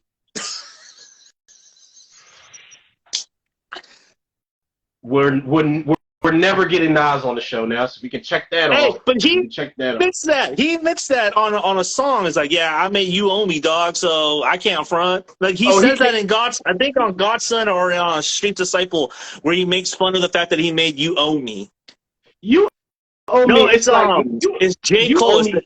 It's the J. Cole song. It's I Let J. Cole Down. He even says that. It's like, yeah, I made You Owe Me, dog. So that song was more so like, I think Genuine made it hot. It wasn't a song where I like recite it. I used to recite it like for the lyrics, but it's like, it's a spectacle song. Like, it's a club banger. That's what it is. Hold on a sec. Yeah. I still would put those mentioned rappers in that fucking Mr. Bone Stripper, because they gotta go. You gotta put Lil Yachty in that Bone Stripper machine. You gotta put what's another corny rapper? Who did I say? You gotta put Lil Yachty in there. Shadow Reaper says MGK. Now hold on now. Wait a second. All right, let's not get too crazy now. This is a shocker. Okay. Listen, I'm not going to say I've fully listened to one of his albums, but I used to like some of MGK's rap shit. Some of his rap shit. Like when they used to do those some of those freshman ciphers on BET, it was okay. Like I'm not like listen, he's not the best like as far as like the white rappers go. I don't put MGK up there. Like M is still set the bar high. Machine Gun Kelly, I will say he's better than fuck. I think I've just dug myself into a hole here. I don't know. He's okay, is what I'm trying to say. He's okay. I wouldn't put him in the Mr. Bone Stripper machine. Johnny's like, nah, fuck that. We're tabling this discussion because this is going to take up a whole nother episode. Another topic for another time. Oh yeah, and I would put Tekashi 6ix9ine in the machine too. He got to go. Oh yeah, that will definitely got to go. Got to go. That will definitely got to go. Fuck that guy. He has to go. I will say he's a great troll, but that motherfucker gotta go. He gotta fucking go. Go.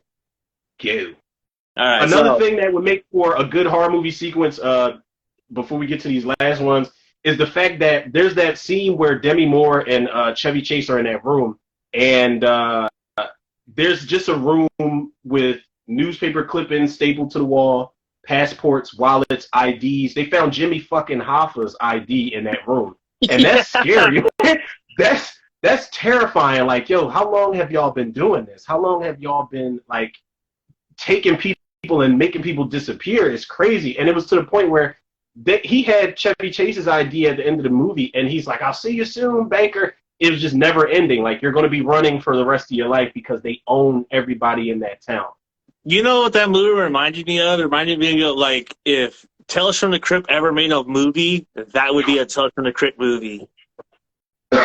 Yeah, because it's a perfect balance. Like, it's not heavy on the horror, but it's there. But it's a perfect balance. It has that Crypt ending, though, where it's like, where he shows up, it's like, I told you, you know what I mean? It's like, shit. Damn, that actually, now that it seems like it could be an extension of, like, Demon Knight and Bordello of Blood, and I wonder why they didn't keep going with those Tales from the Crypt movies. I don't know if because people felt like they just kept getting worse. Bordello of Blood. A lot of people did not like that movie. I think it's entertaining, but it's like it's a lot of it doesn't hold up too good. It's got some decent practicals in there though. So I don't know if you saw this, but from Dusk Till Dawn and The Frighteners were originally supposed to be follow-ups to Demon Knight. Those are originally supposed to be Tales from the Crypt movies.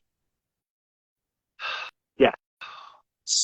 Robert Rodriguez and Quentin Tarantino had pitched From Dusk Till Dawn to Universal as Tales from the Crypt follow-up, but they did not like their creative pitch, so they took their film to Dimension Films instead.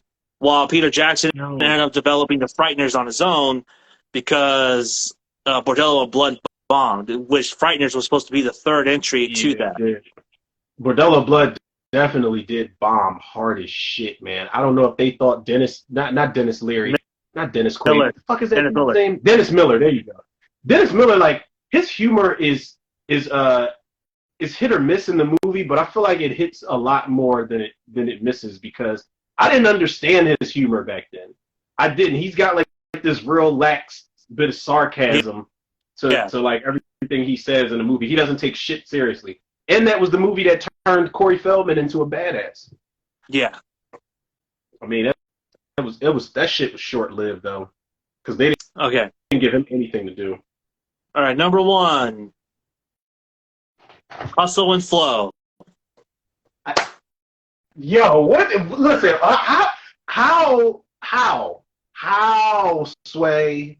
I don't know how you come up with this shit. Answer, Sway. I got the answers. Listen, I'm waiting for the answers because I don't know how you come up with these picks, yo.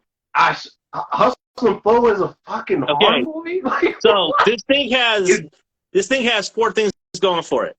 Okay. 1, it takes place in Memphis, Tennessee.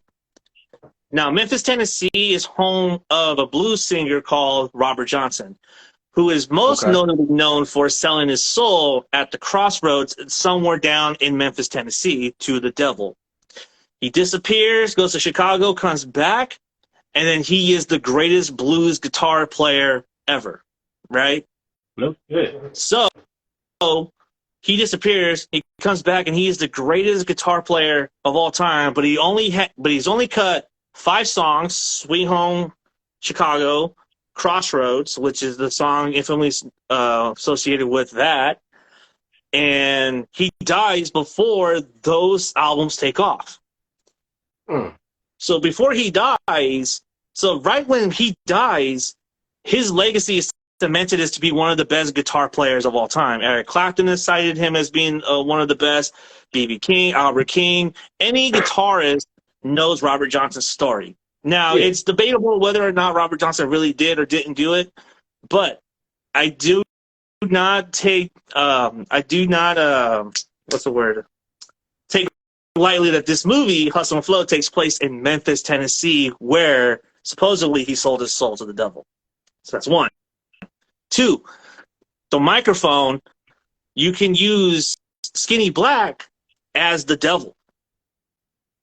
DJ is trying to get out of his situation. You use Skinny Black as the devil because DJ wants to be in Skinny Black's shoes, and Skinny Black just wants to keep making hits and stuff like that. But in order to keep making hits, he's got to take the creativity from DJ. That means his soul. 3, you also make this like a possession movie where he is just possessed by the idea that I am going to make it. I have the drive to make it, and I'm going to do this. Nothing's going to stop me. He burns bridges, burns friends, all that.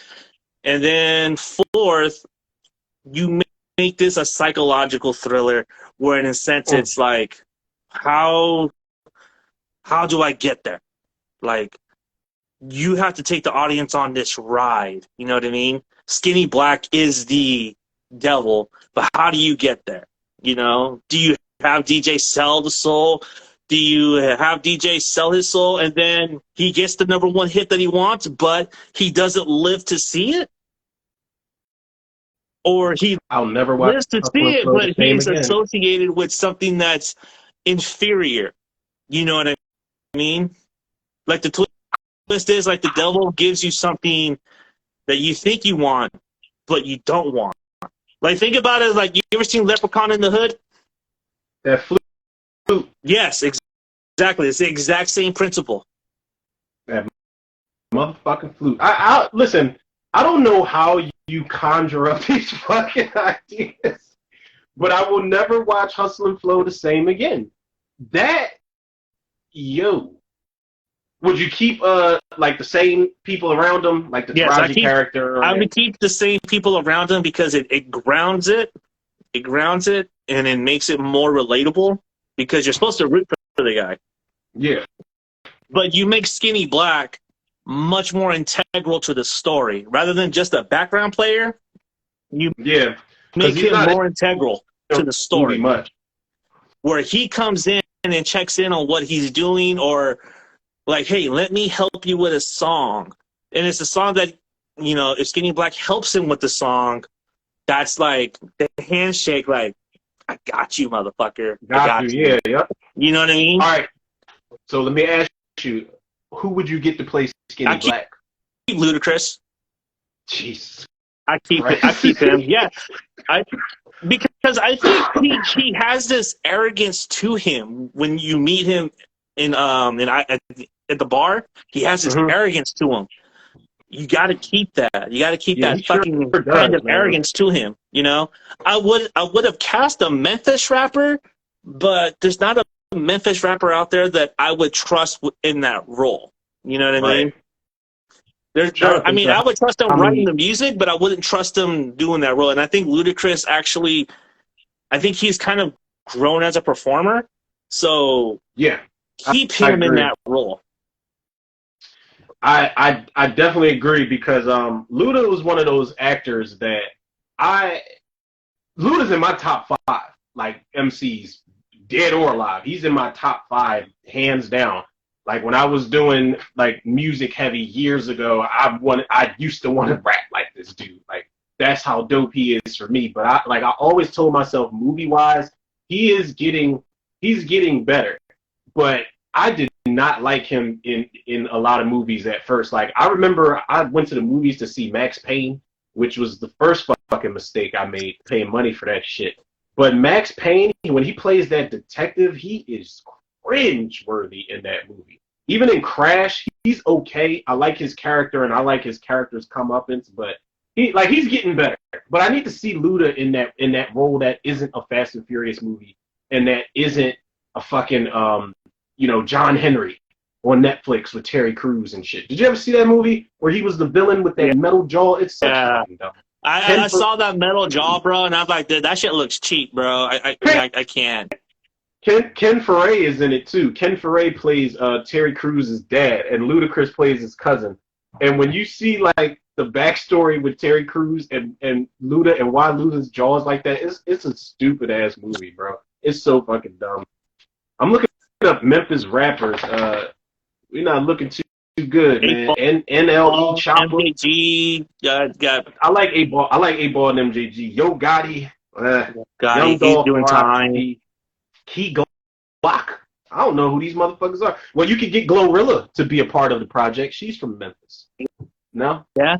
Gorilla? Wait. Glorilla. Glorilla. She sing that song. Well, I ain't got this. I hate that fucking song. I hate it. Never heard that song. Yeah, it's terrible. Pooh Shiesty. Damn, we not looking too good. Juicy J. All right, that's 3-6. 3-6. Finesse 2 times? Project Pat? What's your Project Pat from Memphis? Project Pat is, yeah, I think so.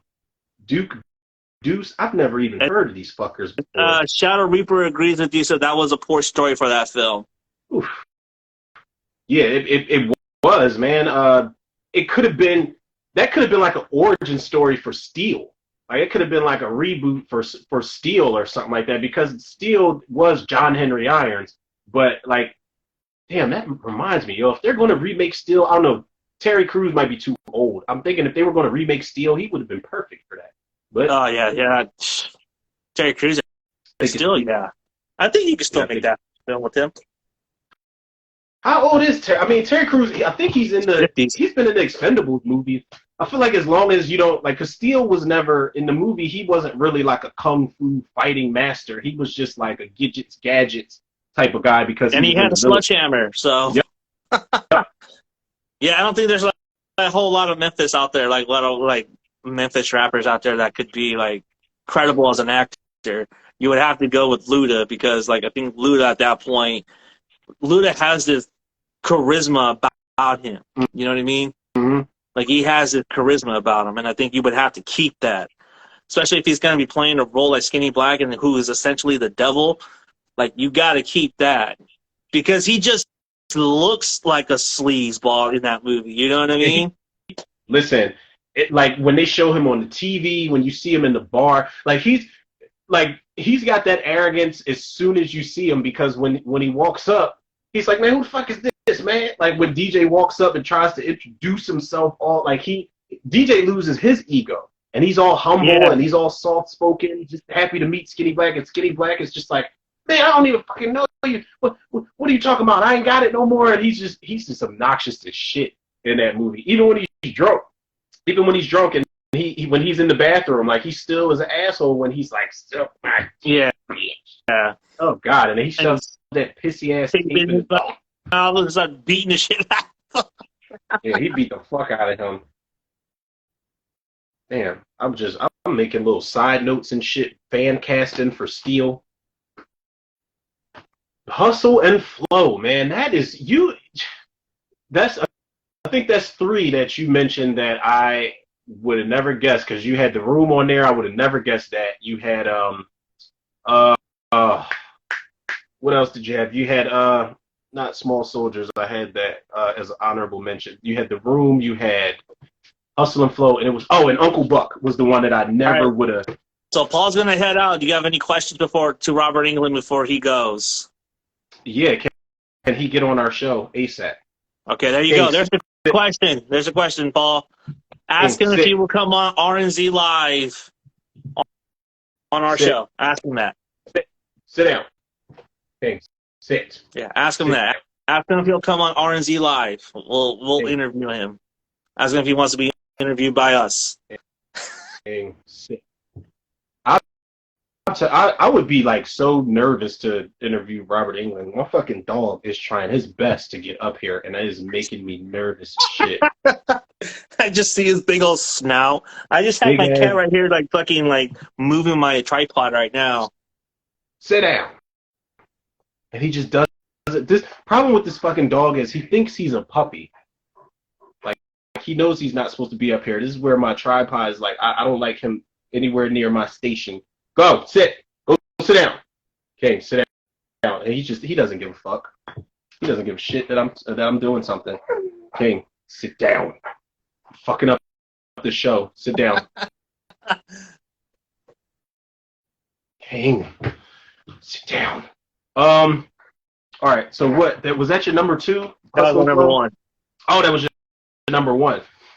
Yeah, man. Have a good one. Good one too, bro. Don't forget to ask. Okay. Ask him. my number 1's like, it's obvious for me because this was one of the first ones that I had when I originally had a list of movies that could have been hard. My number 1 for movies that need horror versions is Honey, I Shrunk the Kids. Ooh. Yes. Again, you get a creature feature / bug movie at times. You get a disaster movie. You get depending on what type of shit they leave around the yard, you get like the Maze Runner and all types of shit like that. Honey, I Shrunk the Kids, first of all, it's already a horror movie though. Wayne Zielinski is a mad scientist. He's fucking crazy. He's got all types of contraptions in the house and things to make coffee and breakfast and remote controlled lawnmowers. First of all, like the main thing that makes this motherfucker insane is the fact that like, why did you build a shrink ray? Like, what are you doing it for? I know he's an inventor, but you never stop to think that shit could backfire or spin out of control or something and just zap you at some point. His wife is giving up on the marriage, and she's like, yeah, I'm going to stay with my mom for a couple of days. The kids are all disgruntled and shit because of that. His son is almost as bad as him because his son's building mini shrink rays and trying to follow in his dad's footsteps. That's like some Dr. Frankenstein shit right there already. But where the real horror can kick in is when these fucking kids get shrunk, because it is not all, Disney, Joe Johnston fun and games the way they make it look. Do you know how many species of bug would be in that backyard? Fuck a scorpion. What do they see? A scorpion? No, first they see a butterfly, then they see a bee, which is actually a great sequence. Then they see an ant. Yeah, that bee sequence was actually pretty fucking fire. That was fire. But you see 4 bugs, and you see a dead housefly, like in the little moat, that dirty ass muddy water. But no, like give me some mutated roly polies and centipedes and all the bugs that you see outside. That's a movie in itself. Fuck getting back to the house. We have to survive the night. First of all, another thing that's a horror movie, these kids would have been sick. They would have passed away in that grass because when Matt Frewer plucks that cigarette, they would have got instant cancer right away. When they're standing next to it and it's like, looks like one of Dad's cigarettes. Let's make torches. It's like, no, motherfucker, that motherfucker was probably smoking Maverick menthols or something like that. Like that shit, that shit would have given them instant cancer. That shit's one thing. I feel like they could have did the lawnmower sequence. Oh, yeah. Imagine if one of those 4 kids were expendable and they had to die in the movie. That lawnmower sequence. No, the fucking cereal. Oh my god. Damn. I forgot. I didn't even mark that down in my notes. I forgot all about the cereal scene. All bad. Imagine if he would have went through with that. Like if he like zapped everybody at the end of it and he's just looking around like, where's Nick? You know what I'm saying? Like he just ate his fucking son. Disgusting. Oh my god, that would have been. And then the pollen, that would have killed me. Like if I would have fell into that pollen, I'm done. Like everything's gonna swell up and I'm gonna just explode. But Honey, I Shrunk the Kids could be they would probably use more CG than anything because of movies like Ant-Man, but it could definitely work as one of the craziest fucking horror movies ever. And I would have Joe Johnston direct it because the closest I feel like he's gotten to horror. Oh no, he has done full-on horror. He did the Wolfman remake, I think in 2010. Benicio? Yeah, that was Joe Johnston. I was about to say the closest he's done to horror was Jurassic Park 3, but he did full-on horror with the Wolfman remake, and it wasn't bad, but it was a slow burn, and it was too much CG. Like, why would you CG the wolf transformations? That shit looks like American Werewolf in Paris, and it just looks bad. But apparently they fucked him over because he made sure he spoke to like the producers or whoever, and he was like, this is going to be practical, right? And they were like, yeah, it's going to be practical. And then final cut of the movie, that all the transformations are CG, every last one of them. That shit hurt the movie because it could have been a solid period piece if you went full practical. But like when Benicio del Toro's in that asylum and he's transforming, that shit looks terrible. It looks bad. It looks really bad, really cheap. They did my man Joe Johnston dirty. They always do though. They always do. When he did Jurassic Park 3, they did him wrong in that one. They dialed his shit way back. Way back. That movie was supposed to be a little darker too. Wow. Mm-hmm. Joe Johnson getting fucked by studios with no Vaseline. I mean, but he's still a G, man. First of all, you got Honey, I Shrunk the Kids and The Rocketeer under your belt. That's you 2 for 2 right there. Two for two. That's right. He did The Rocketeer, huh? The Rocketeer's fucking fire. That was a dope movie. Yes, I actually rewatched that too on Disney Plus not too long ago. I thought that was actually really solid. And he did the first Captain America movie. Yeah, that's right. First Avenger. You tend to forget because the Russos did the other two. Yeah. Listen, that was a little debate I was getting into on Facebook where everybody was like, no, the first Captain America's terrible. And I'm like, listen, the first Captain America, I don't like Red Skull as a villain, but as an origin story for Steve Rogers, that movie's pretty fucking good, man. And it looks like a period piece. It doesn't feel like a movie that's dressed up to take place in that time. It feels like organic. And the fucking effects that they did on Chris Evans while he's like, before he gets the super serum. Yeah. Yes, that shit. Oh, my word. Wow, what's up? Joe Johnston is directing the Honey, I Shrunk the Kids reboot. It's called Shrunk. Forgot all about this shit. That's a Disney Plus exclusive. We're in trouble. It's a direct sequel. You know what? I forgot all about this because I remember I had done an episode the day, this was like 2-3 years ago, the day that they announced it. I did an episode right after that because they said Rick Moranis was coming back as Wayne Zelensky. But Josh Gad is about to play Nick Zelensky, the son. Why the fuck wouldn't you just get the original actor that played the son? I don't like he's not an actor anymore. Oh, he's not? I don't think so. Unfortunate. I think I don't like Josh Gad. I think a lot of those kids didn't even become actors after that movie. I think the girl tried, but she tried. What's the name? Did Jared Rushton? Because he was in Big. Well, Big was before the movie with Tom Hanks. That was before Honey, I Shrunk the Kids. He was in Pet Sematary 2.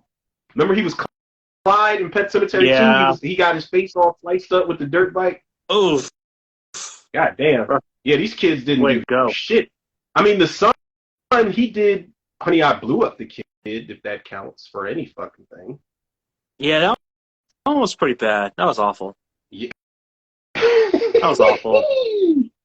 Listen, for what it's worth, that movie is a masterpiece compared to Honey, We Shrunk Ourselves. That shit is terrible. That's the never one. Seen that. Oh my god! It's all the Zelensky kids. They do the National Lampoon's Vacation thing where they fucking recast all the kids, and apparently these kids never grew up because Nick is like a preteen in this one. Amy's a preteen in this one, and it's their kids and their friends' kids. So Rick Moranis, his wife, and the guy who was the cop in Arachnophobia and his wife, they get shrunk, and they're all in the house trying to get back to the shrink ray while the kids are having a party. It's so fucking stupid because they fall in. Rick Moranis and the guy fall in some onion dip and then the girls come in the kitchen and they're eating the onion dip and they're like swimming trying to get away from it. It's fucking stupid. There's a scene where they're getting chased by a cockroach. There's a scene where they're on like this Hot Wheels racetrack and they gotta go into the laundry chute. And when they go into the laundry chute with the car, Rick Moranis is like, he's looking around in the laundry. He's like, well, I don't think we're using enough fabric softener. I'm just like, Oh my god. This is on that's Disney an Plus, intoxic right? commentary. Is this on Disney Plus? Is this on Disney Plus? Honey, We Shrunk Ourselves? Shit, you could probably find it on Tubi for all of that. I don't I I don't know. I don't know if it's on Disney Plus or not. My money would be on Honey, We Blew Up the Kid to be on Disney Plus, but that third one, and then remember the TV show? You remember the TV show? TV show? The dad from Ticks plays Wayne Zelinsky, and you can kind of see the likeness of him and Rick Moranis, but they don't look alike. But they got an actor where it's like, oh, that's supposed to be Wayne Zelinsky, cool. But that show was short-lived. I think it only had like 1 or 2 seasons. Yeah, he said there's a show. There's a show. God damn. Talk about fucking. Talk about going to the same well over and over again. Jesus Christ. Also, Rick Moranis got beat up in New York not too long ago, so. I was so fucking pissed off when I heard about that, man, because I'm like, you don't get no cool points for beating up Rick Moranis. Yeah. It's fucking Rick Moranis. That's like the person that kicked Arnold Schwarzenegger. I mean, he probably would have went back to the hood and had more bragging rights, like, yo, everybody, I kicked Arnold today. And they're like, what? And you still survived? But then you go back to the hood and you're like, yo, man, I beat Rick Moranis' ass. Everybody's going to be looking at you like we should beat you the fuck up. Like, we love Rick Moranis. So for why real. why would you do that shit? Why would you do that? That was just, like, it was just a random attack when he got beat up? Yeah, it was just random. Dude just walked up on him and just started throwing hands. Yo, what the fuck, bro? That's awful, man. Like, we laugh and joke and talk shit, but that's Rick Moranis. You don't do that to Ricky. Nah. Not Ricky. No, man. The fuck he do to you? Exactly. Rick Moranis seems like the most, and then he's got a really sad story, man. Didn't he stop acting when his wife passed away or something like that? Take care of his kids. How could you hate Rick Moranis? I don't know. Maybe it's something we don't know. Maybe it was something personal. Maybe he owes somebody some money or something. No, maybe that was one of the kids from Honey, I Shrunk the Kids. It's like, fuck you, man. You didn't bring me back for the third one. The fuck? Yo, it was Jared Rushton from Pet Sematary. He was all pissed, man. Yeah, I feel like if it was anybody who had pent up anger, it was him. Or maybe it was the one that played Nick Zelinsky. Because they replaced this me with Josh Gad? Fuck you. Yeah, he looked online and saw the news and was like, who's playing me? And he staked out and got Wayne Zelinsky's ass. That's messed up, man. Hold up. Josh Gad, really? That's interesting. That's interesting. I do not like Josh Gad. Like, when I saw that, I'm just like, ill. Like, please stop it. Please stop. That's Robert Oliveri. Robert Oliveri is his name, the one that played Nick Zelinsky.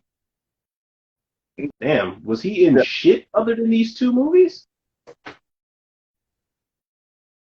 Like those kids probably where they all kind of broke off and did their own thing. Like Ben became an actual lawyer. Oh, it was him. He was in Edward Scissorhands. He was the brother.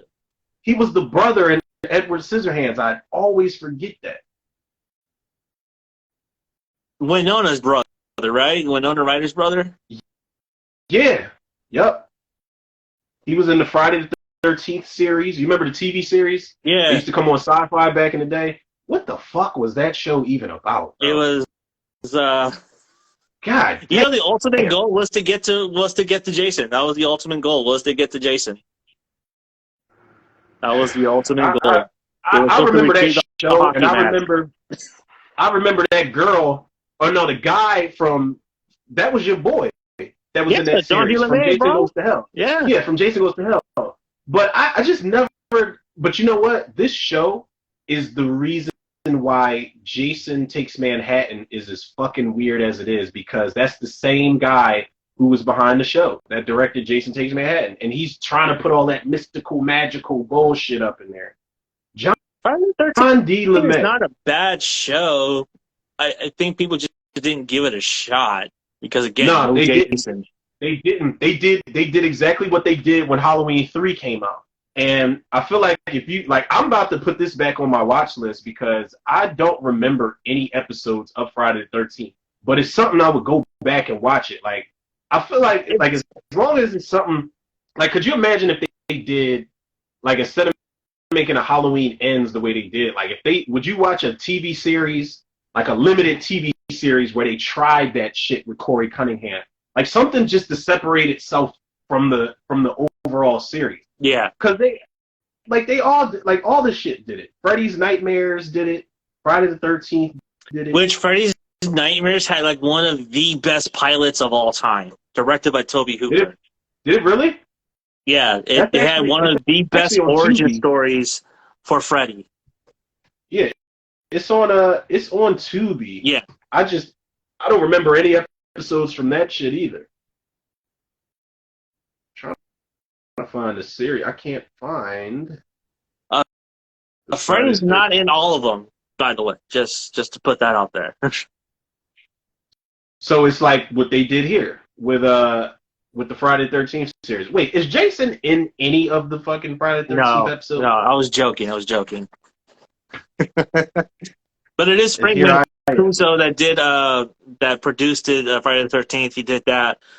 I do remember saying that was their goal, was to get to like somehow link the show to Jason, but they didn't get to like past season 2, so they couldn't do it.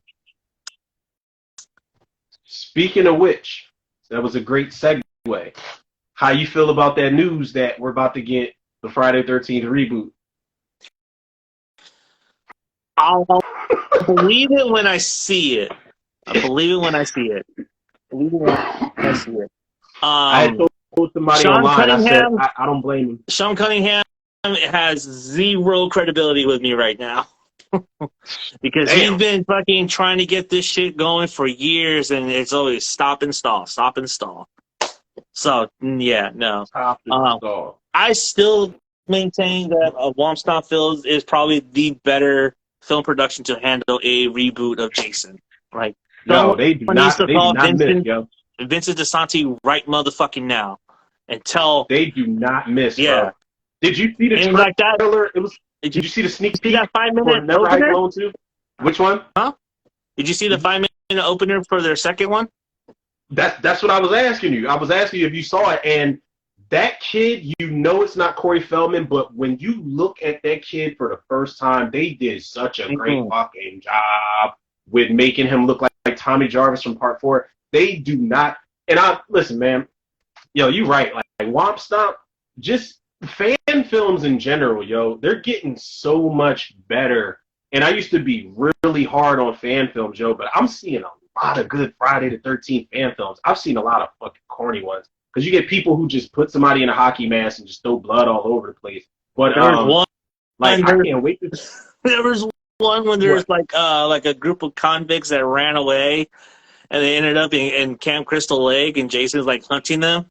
It was all shot in this blue tint where it was supposed to make it look cold. I'm just like, this is weird color palette. Like, why would you use this color palette for a Friday the 13th movie? Like, this is just weird. Did you see Vengeance 2? Bloodlines? No, I have not seen Vengeance 2 yet. I finished watching Vengeance. I thought that was okay. I didn't watch. I didn't see the first Vengeance. I was told by 2 of the guys that worked on Vengeance to skip it. They said skip it, and if you want to see like where we really put our heart and soul into it, please let us know how you feel about Vengeance 2. And by the time I was done with Vengeance 2, I think I gave that shit like a 9 out of 10 because Jason is getting busy in that one. There's this scene where, I won't spoil it for you, but Jason, it's like, you remember when Leatherface was on that bus in the last Texas Chainsaw Massacre movie? It's like that with Jason, except he's just in the open road, in the broad daylight. Yes, it's crazy. It is crazy. And the tie-ins that they have, like you could tell these dudes really pay attention, yo. I love that fan films are just getting way better. There's another fan film I'm trying to watch Roseblood. You haven't seen Roseblood? Roseblood. The Vengeance guys are the same guys that did Roseblood. You've really? Never seen Roseblood? I've never seen Roseblood. That's the one with Mark Lincoln, right? Well, with the girl from Friday 7? And Terry Kaiser. They got Terry Kaiser to come back, too. He's like, of course he's dead, but he's like in Tina's mind and shit. But they got Terry Kaiser and Laura Park Lincoln. No shit. You gotta see Roseblood. You gotta see Roseblood. There's a moment in that movie that you're either going to fucking really snap and love it, or you're going to really snap and hate it. They did some of the craziest shit, and I never saw it coming. Never saw it coming, and I'm like, this is the shit dreams are made out of, yo. Completely left field. There's no build up to it whatsoever. The shit is going to catch you completely off guard. But Jason gets that shit. Jason looks like he's fresh off the set of The New Blood. Like, they did such a good job with Jason. And the kills, that's the one with Creighton Duke. Creighton Duke is in there. It was kind of weird seeing him in a follow-up to New Blood. But the guy, like, don't expect Stephen Williams. This guy who plays Creighton Duke, he's doing his own thing. It's a complete departure from what we know Creighton Duke to be. Like, and while I feel the way I feel about Jason Goes to Hell, Creighton Duke is one of the best parts about it. And Stephen Williams was the shit. But this new guy, he takes a lot of liberties with this role. I don't know if you're going to like his role as Creighton Duke, but it's a make or break thing as far as that character. I will say that I'll prepare you for that. That one also has a sequel floating around, also, or they're at least trying to get a sequel to Roseblood too. I'm not sure. I'm not sure where that one is. Yeah. They did a good job, man. They even brought back like some of the weapons from The New Blood. Like it is spitting images of these weapons, and Jason is fucking shit up in that movie, man. It's so fucking good. They just dropped the Halloween fan film. It's called Halloween Stalking. Mike from We Watched the Movie did his reaction to it, so I watched the whole video. But it's a really short Halloween fan film. I think the best part about it is the mask. Like, the mask is cool, but the movie's kind of just whatever. And plus, the Michael Myers actor they got in that fan film, I don't think he knows which version he wants to be. I don't think, like, at one point he's Nick Castle Michael Myers. No, I'm serious. And I'm not even trying to be smart, but it's like at one point he's Nick Castle Michael Myers, and then the next moment you see him, he's holding like, fuck is my pen? He's holding his knife like straight ahead. Like he's walking straight ahead like Dick Warlock was with the scalpel in part 2. Yeah. And then there's other moments where he wants to be Halloween Resurrection Michael, where he's holding the knife like this. Like, it's just weird. Like I'm really picky about Michael Myers, man. Like I was trying to figure out which version he was trying to be. Trying to do all of them as an amalgamation. That's a bad idea, because I feel like by the time you get to Don Shanks and fucking who's Chris Duran from H2O, Chris Duran wasn't a bad Michael Myers. He just had an awful mask. All 6 of them. Yeah. All 6 of them. I think the performance is not really as bad as you think it is. It's just the mask that really just makes it not work. Yeah. Because honestly, like, and people don't give Chris Duran credit for this. Like, the Halloween H2O does not get a pass from me. But Chris Duran, honestly, until we got James U. Courtney, Chris Duran is the closest to the Nick Castle movement that we got. Like, he's limber as shit in Halloween H2O. And the way he moves around, the way he falls around and stuff like that, he's pretty fucking swift. His overalls got really baggy, like, they look like they got really baggy, or no, that's Resurrection I'm thinking of. Baggy ass sleeves. Like, his sleeves look like they're just draping over his shit. But Chris Duran was cool. He was a cool Michael. He just had, like, if they would have kept the mask from part 6 that they used in the beginning, I feel like they would have been like, you halfway home at that point. Yeah. Now all you need is a better script. Because I don't know who the fuck. And no disrespect to Kevin Williams' son. Speaking of which, Scream. How you feeling about that? I'm actually kind of excited. Not gonna lie. After watching that trailer, I was like, okay, yeah, I'm back on board. But now you set up some really big moments that you need to follow through on. Yes. So you better follow through on some of those big moments. Yes, because that room, that Ghostface shrine room, Yeah. somebody was saying that the killer might be that cop, Dylan McDermott or whatever the He's fuck his name related to is. he's related to one of the victims. I just don't want him. They're trying to make him like Dewey 2.0. I don't want him to be the old head that's hanging out with the younger crew and just being that guy trying to drop wisdom. I don't know. Maybe it's just because I didn't like him in Copycat. I think that's the same guy from Copycat. Yeah, that's that the gets FBI shot. agent. Yeah. It's the guy that got wasted in the bathroom. No, not in the bathroom, but Yep. in the alley. Yeah. I mean, and then now everybody's running with this Stu Macher's the killer shit. I really hope he is not, because the hype is very overwhelming and not in a good way. Like, I came up with this theory that it's going to be Charlie from Part 4. I'm gonna run with that theory and just shake up the fucking Listen, and the only reason I said that is because I was watching Scream 4, and I did a video and put it on TikTok about this shit. Actually, I was watching Scream 4, and there's a scene where Sydney and Gail go to the cinema club. You know, the club that Robbie and Charlie are hosting. And Charlie says, he's like, and to our guest, Sydney Prescott, it's an honor. And then everybody starts clapping. And then I was like, hold up. I was thinking of when Dewey got killed, and supposedly Amber said it's an honor. First of all, that wasn't Amber. Amber was not getting her ass kicked like that throughout that whole movie. That girl is like 4'11", and there's no way, unless she had those fucking elevator shoes, then there's no way that was her killing Dewey. Like he's struggling with the fucking teenage girl, but all the Scream movies do that, where it's like, wait, how is it that person killing everybody? Like, how was Jill committing these murders and shit? But I don't know. They play with that all the time, but I don't know. My theory now is that Charlie survived getting stabbed in the heart and in the stomach. I don't know.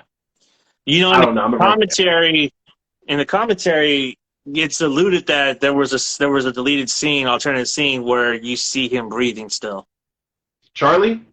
Yeah. And the same thing happened with Kirby. But they cut it for time, where you see her on the ground moving after Charlie stabs her. And I kept telling everybody, and they called me crazy. Oh, Kirby's dead. We saw her get stabbed. I said, we did not see her die. We saw her get stabbed. We didn't see her die. And lo and Scream behold, has a way of playing with that, with death a little. You know, with Stu, I don't know. It would make sense, but now if you do Stu, you have to follow through on it. Like, because think about it like this: if you don't have Stu revealed in some way, shape, or form, it's gonna be a letdown for all the fans that want to see Stu back. Everybody, and it's gonna be a letdown. And I even said this about No Way Home. Like, if you don't have Tobey Maguire or Andrew Garfield showing up some way, shape, or form, it is going to be a disappointment. Even though the movie is good or bad, if those two people do not show up, it's going to be a disappointment. If Stu does not show up in any way, shape, or form in this movie, it will be a disappointment. It will be a massive disappointment, because you are setting it up in that way. You're dropping clues. You're doing the whole thing like that. Like, when Stu was the killer, he's the one that wiped the knife like that. Oh, you're right. Because when he dressed up and he fake killed Billy, he does that. Yeah. He does that shit. And I'm trying to think of when else does he do that. I hope there's like a group. Like, I hope it's a group of Ghostfaces. Yeah, and I also hope it's in one night.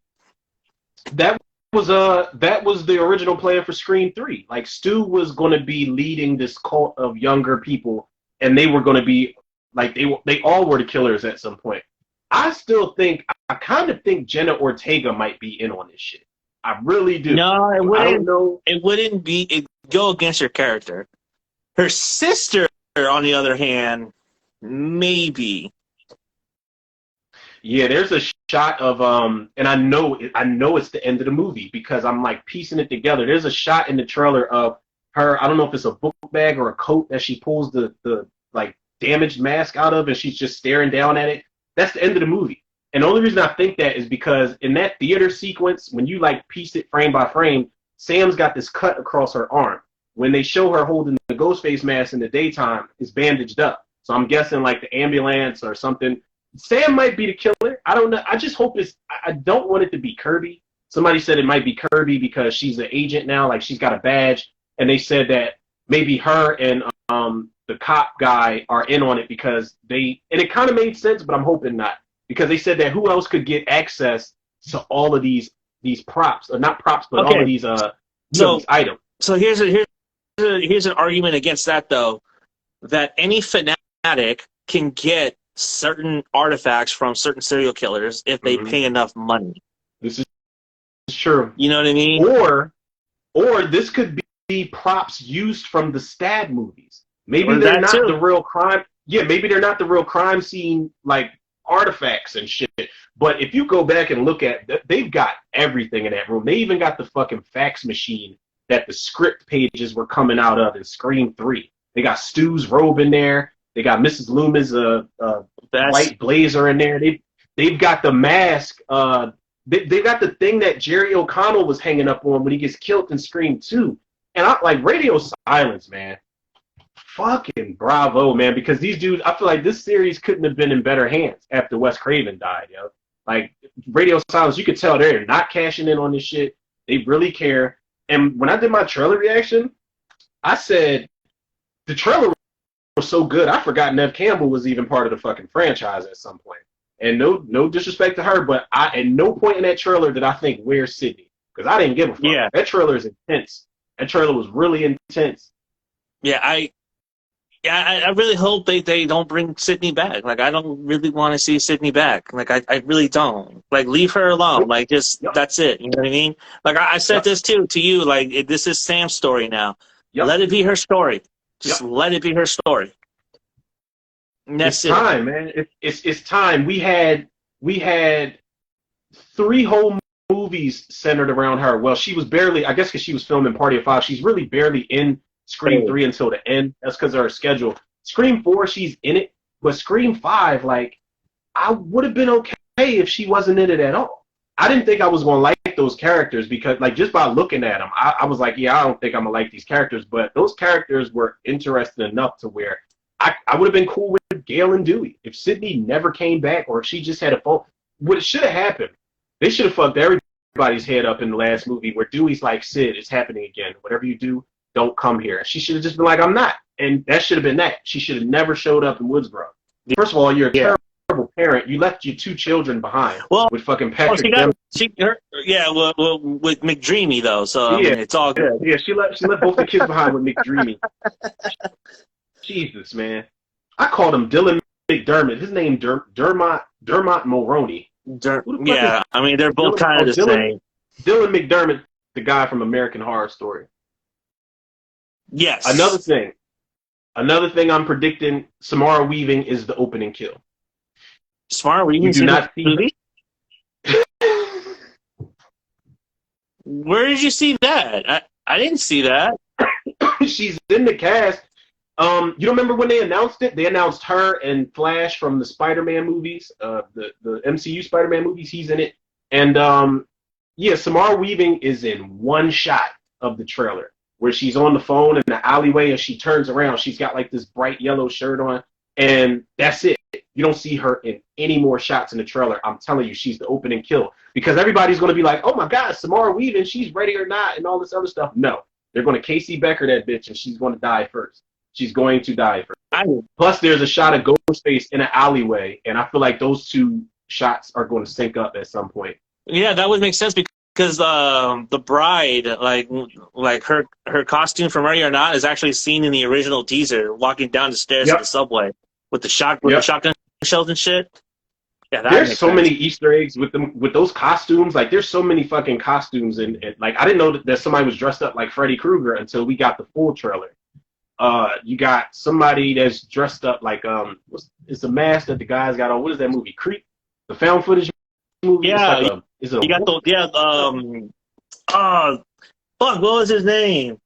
God damn his name. He had a funny name. I know. I can't think of it. My damn self. It's on the tip of my tongue. It's like Mr. B or something like that.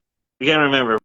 But yeah, I do remember seeing the wolf mask there, seeing Pinhead, Jason. The Jason was a nice touch. I thought that was a nice touch. They had to do that because it's like show respect to the first slasher who was up in New York. First of all, even if it was and I'm not gonna lie, 10 minutes. I wasn't really a big fan of the New York setting, but when I saw that full trailer, I was like, "Yo, I'm on board with this because it's different." This Ghostface doesn't give a shit. He walked in the bodega like it wasn't nobody's business. He didn't give a fuck. And then you got that one guy from New York. Like Ghostface has to be from New York. that guy is that guy that was in the store. He's like if you thought was a person. That dude that walks up is like, "What you got a problem, buddy?" Ghostface just like kind of tilts his head, like, "Are you fucking serious?" And then the clerk, like everybody that somebody on TikTok said this, and I agree. Everybody that puts that Ghostface costume on has these ghostly like movements, like they can teleport and disappear and just pop up, like because when he shoots at Ghostface's head, he disappears. He just disappears. Well, and he jumps. It's a quick cut, but he jumps. You see it. Oh, it's a cut because the way. Oh, okay, because they made it. Yeah, they made it look like he just just disappeared. He jumps. So if you slow the frame down, you see him jump into the aisle. That scene's gonna be pretty good though. I wonder if he kills more people, but I was a little worried because when they first dropped that picture, I was like, this has got to be a joke. Like, this has got to be somebody just with a Ghostface mask just robbing the store. So here's something, too, that kind of bugs me, right? So everyone is okay with Art the Clown using a sawed-off double-barrel shotgun to blow some bitch's head off. Yo, he definitely did. Or he definitely uses a 45 to, like, shoot someone, or uses a revolver. Or the motherfucker uses a Chicago typewriter in a cafe, and no one has a problem with it. But the minute Ghostface picks up a shotgun, everyone has a problem with. Here's a hint. Ghostface has always used guns from the first movie. So it shouldn't be an issue. It should be a non-issue.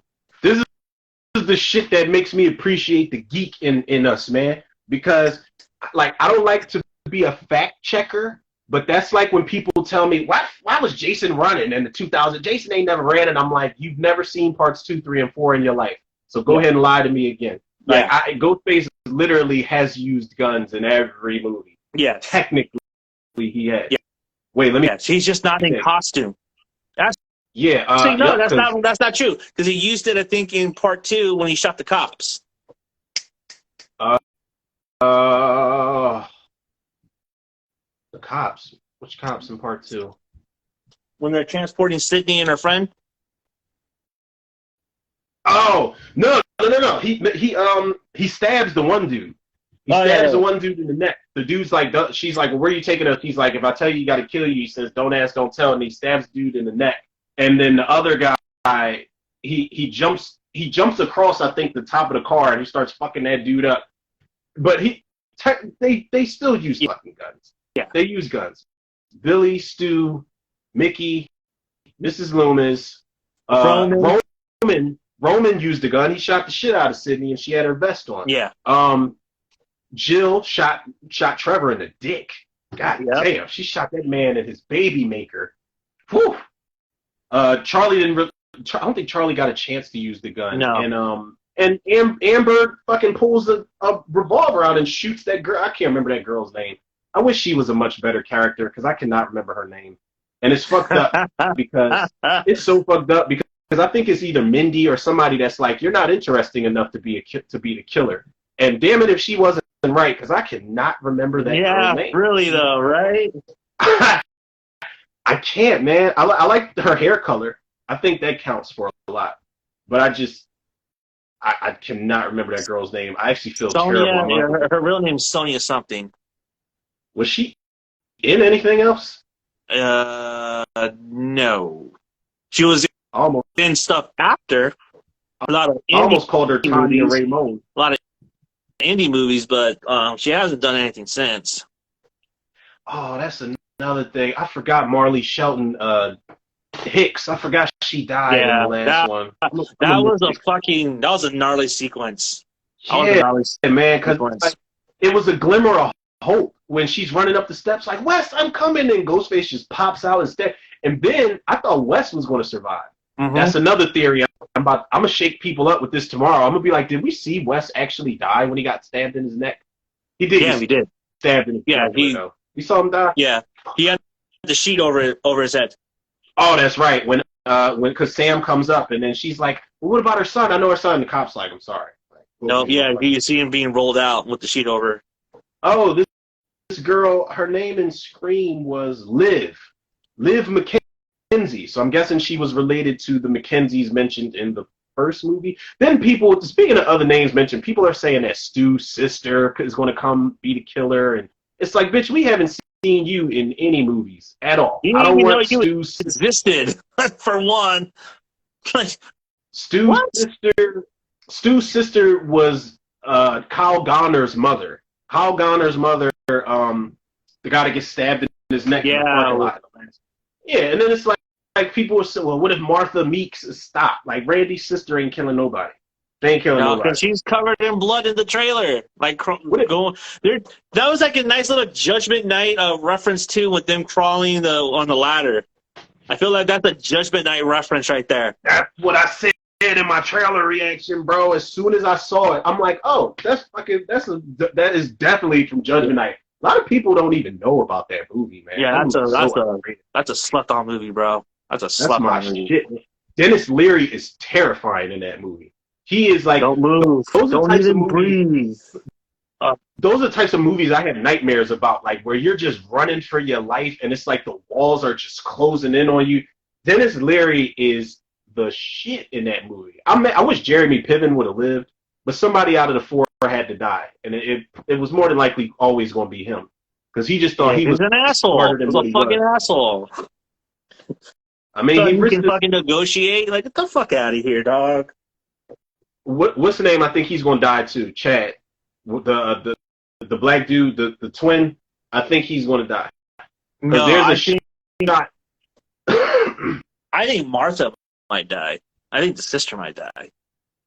Mindy? Yeah, I think she might die. I mean, they fucking telegraphed it in the trailer where Ghostface has got her fucking face, I don't think just gripped she up on the dies there. train. I don't think she dies there. I think she gets wounded there. I think somehow, some way, she survives that. I think she I hope dies so, man. either on I on love the ladder Mindy's or character. she dies somewhere further down the line. That ladder scene, man, I'm telling, that's going to be like one of the most like, oh fucking goodness, I don't know what's going to happen moments. Like, I miss those moments in the Scream series. I feel like the series needs more of that shit. Yeah, I do think they do not. I think they really.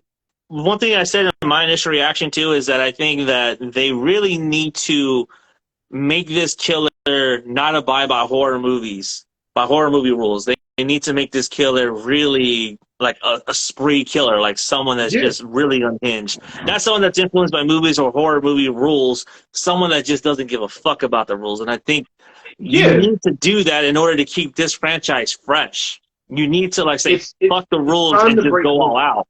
It's time to keep breaking rules, man. It's time to keep breaking rules. I feel like we saw a lot of that in the last movie. Like when they like, listen, I was in my feelings when they killed Dewey, but that had to happen. Yes. If it wasn't going to be, I feel like with Gail dying, the emotional impact wasn't going to be as crazy as it was. We know Sydney wasn't going nowhere in the last one, and everybody else was on the chopping block. But when Dewey died, that had to happen because they've never done anything like that since Scream 2. They've been playing it safe as shit since Scream 2. And I don't even count when they killed Cotton Weary because Cotton was cool, but I don't think fans had like the emotional attachment to his character. So for him to be the opening kill in Scream 3, it's like, damn, it's fucked up. But also, whatever. that sequence was not as good. It was not good. That sequence was not good. There's a lot of drafts of that sequence. You ever watch the deleted scenes on the DVD for that opening sequence? It's a lot of alternate opening like sequences and endings for that movie, man. It was all right. I just always used to think his wife looked good, but it was an okay sequence. That's another thing we like. Have we ever ranked like the openings, the Scream franchise openings? No, That would be a good one. I feel like the openings, I don't know, they're almost pretty straightforward for the most part. One, it would two, be 1 and 2 would be like the top. I think 1, 2, and 4 for me would be the top 3. you like I four. like Four 4. was like I was getting fed up at some point because I was like, oh shit, and then they pull back, and then you're watching fucking Anna Paquin and Kristen the chick that looks Bell. like Kristen Wiig. And yeah, and I'm like, wait, what? Like, am I watching the right movie? And then they pull back again, and I was like, all right, this is getting fucking ridiculous. But they I reshot like that scene. because it's like a commentary on like, the same old shit. Like it's like commentary on like a movie within the movie. It's also commenting on how meta Yeah. the movie is. I appreciate that. I thought that was good. I thought that was awesome. Have We you seen the alternate opening to that though yet? I have not. Definitely go check that one out because the alternate. I mean, it still picks up with. It still does the whole jumping without, but the main one is a lot different, and it's actually a lot more scarier than the one we see in the theater. There's one that's 3 minutes, and there's one that's 6 minutes. I think the 6-minute one, I think it's 3 minutes, where it picks up right as with Anna Paquin and Kristen Bell. I put it in the playlist. I'm trying to find more of an appreciation for Scream 4 overall. Like, that's one of the reasons why I recently watched it. I'm like, I don't hate it. Like, I don't hate any entry in the series, but Scream 4, I just wanted it to be so much more. I like Scream 4. I think Scream 4 is really good. Like, I think that movie gets a lot of unnecessary hate. It's cool. It was just too familiar at times. But then I said in my video, I said I'm a little biased because Scream 5 does a lot of shit from that first movie that I sweep under the rug because the movie was so good. Yeah. But I didn't expect Scream 4 to play it so safe with all the callbacks. Like, there's so many fucking callbacks in this. Well, that movie got fucking butchered by the MPAA, man, because that movie would have been way different had those cuts not existed. There are a lot of alternative deaths in there that don't play it safe, and it's like, god damn, dude. Allison Brie's death scene in the parking lot is way different than what it is in the movie. The chick from The Office? Or not The Office? No, from Community. What's the on Community? Yeah, there you go. I said The Office. Her death is a lot different and a lot more brazen. When that part plays out, I remember watching it earlier, and I watched that scene, and I was like, this death sequence is weak as fuck. Like, even the stab wound was weak. I like that shot when she turns around, how Ghostface is just hauling ass up to her. I love that shot, but the stab was just kind of weak, and then he just drops her off the building after that.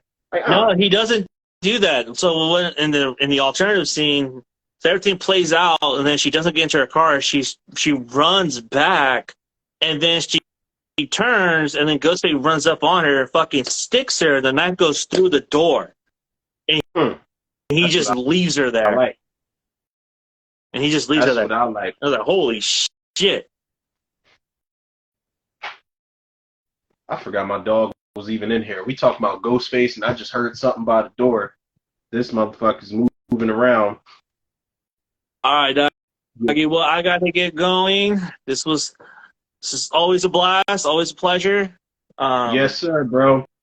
We February, we got to figure something out. Yeah. Touch base on the weekend and see what we got.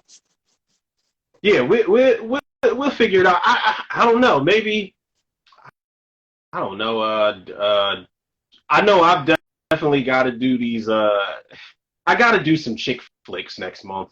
I feel obligated because I'm still trying to get these female listeners, bro. So I was on IMDb looking up rom-coms. I don't know what women watch. So I got to do some rom-coms. I might do like The Notebook and which is actually a really great fucking movie. I'm not going to front like it's not, but I got to do these rom-coms. It's February. Love is going to be in the air. Fucking Black History Month. I think I always said Black History Month is it's bullshit. Why do you give us one fucking month? Like it should be Black every history day. is history. I mean, Jesus Christ, man. And I feel like I was going to do some like blaxploitation horror next month, but I'm going like old school. I'm doing like Ganja and Hess, JD's Revenge, and I think I did Blackula. I did both the Blackula ones. I still want to see Scream, Blackula Scream. You've never seen it? Nah, I heard that's like like that is the shit, man. It's I like the first one better, but Scream Blackula Scream is definitely up there with the first one. Pam Grier in her prime in that one. Richard Lawson, that was his first role in that movie.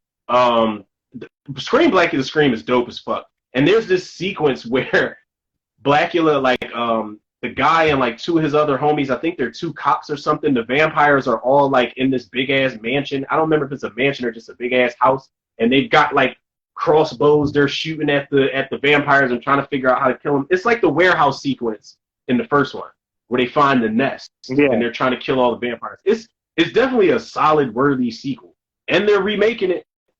They're remaking it. Yes, they are. It's going to be it's going to be a direct sequel to the first one. Who's who's playing Blackula? I don't know who's playing Blackula. I just know Deion Taylor's directing it. That's the guy that did Black and Blue. He's got that movie Fear coming out. He did that movie. It's a slasher movie called Chain Letter. He did another slasher movie called Dead Tone. He did this movie called Traffic. I like Deion Taylor. I don't know if he's equipped to handle a fucking Blackula direct sequel though. I don't know. Like I respect his hustle for sure, but they're going to bring Blackula into the modern day, and I don't know how that's going to work because don't cast anybody. Because William Marshall, he was a Shakespearean trained actor. You can't just like I don't know who you could get to play Blackula. Like, do we have a lot of Shakespeare? That's Blackula for real. That Wesley Snipes. Listen, if Wesley Snipes ain't coming back as Whistler in the Blade reboot, I don't want to see him enough. I don't want to see him enough. You know, hey, I don't know if this is true though. Before we go, I don't know if this is true. I saw like a casting list for Blade. Delroy Lindo is supposed to be Whistler. I don't know if that's true or not. And then Denzel Washington is supposed to be Dracula. No, stop fucking playing. All right, now enough is enough. Dude, I'll send it to you when we're done here. I'll send it to you when we're done. Listen, first of all, Delroy Lindo is Whistler. That's crazy. Yo. That's crazy. Listen, yo, they better not. They better not. I'll be a screaming bitch in that theater, yo. I swear I will. Oh my God! Like I'll be screaming like a motherfucker in that theater. I'm telling you. Don't. As Dracula. Not Blackula. Dracula. Who is it you said you would have casted as Dracula in Blade Trinity? Not Don Purcell, but I don't remember. I don't remember. I forgot who you said you would cast as him in Blade Trinity. God damn it. Rutger Howard? I think you said it was Rutger Hauer, yeah. I think it was Rutger Hauer, or there was someone else. There was another actor too. I can't remember. I definitely think one of your picks was Rutger Hauer because I remember telling you Rutger Hauer did play Dracula in Dracula 2000 Part 3. Yeah, but he's also Dracula and Buffy, remember? Oh, yeah, that's right. Yep. And he was great in that. Yeah. He's great in that movie. I'm going to have to go back and watch that stream and see who I said. Because, Rutger Hauer's one of them, but there was another one where you're like, I have to go back and watch it because it was someone that would have been really dope. Because Don Purcell was just not it, dude. That was Trash. was not the fucking cast. That was not the guy. Straight up garbage, and he's got a weird shaped head that looks like it doesn't belong on his shoulders. and he was just a garbage ass Dracula. I did not like him in that fucking movie at all. The movie is already bad. He makes it worse. Yeah, He makes it. he does. He makes it much fucking worse. I don't like him at all in that movie. Yeah, no, that was, I don't know. Someone saw Prison Break season 1. It's like, you know what? Let's cast this guy.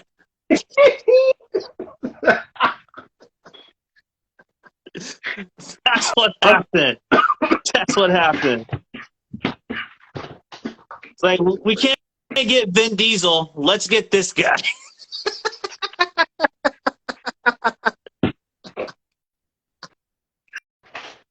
I wouldn't even be able to take Vin Diesel seriously, and that's my guy. That's my guy. I can't wait till that Fast 10 trailer drops, boy. I think February, right? February 2 10th. weeks? Yeah. February 10th. I'm putting up a disclaimer. I'm gonna have my phone on vibrate. Don't nobody bother me. I'm gonna be screaming at the top. I'm probably knock on the neighbor's door. Like, listen, you might hear some shouting. It's just me. It's just me doing Fast 10. I am ready.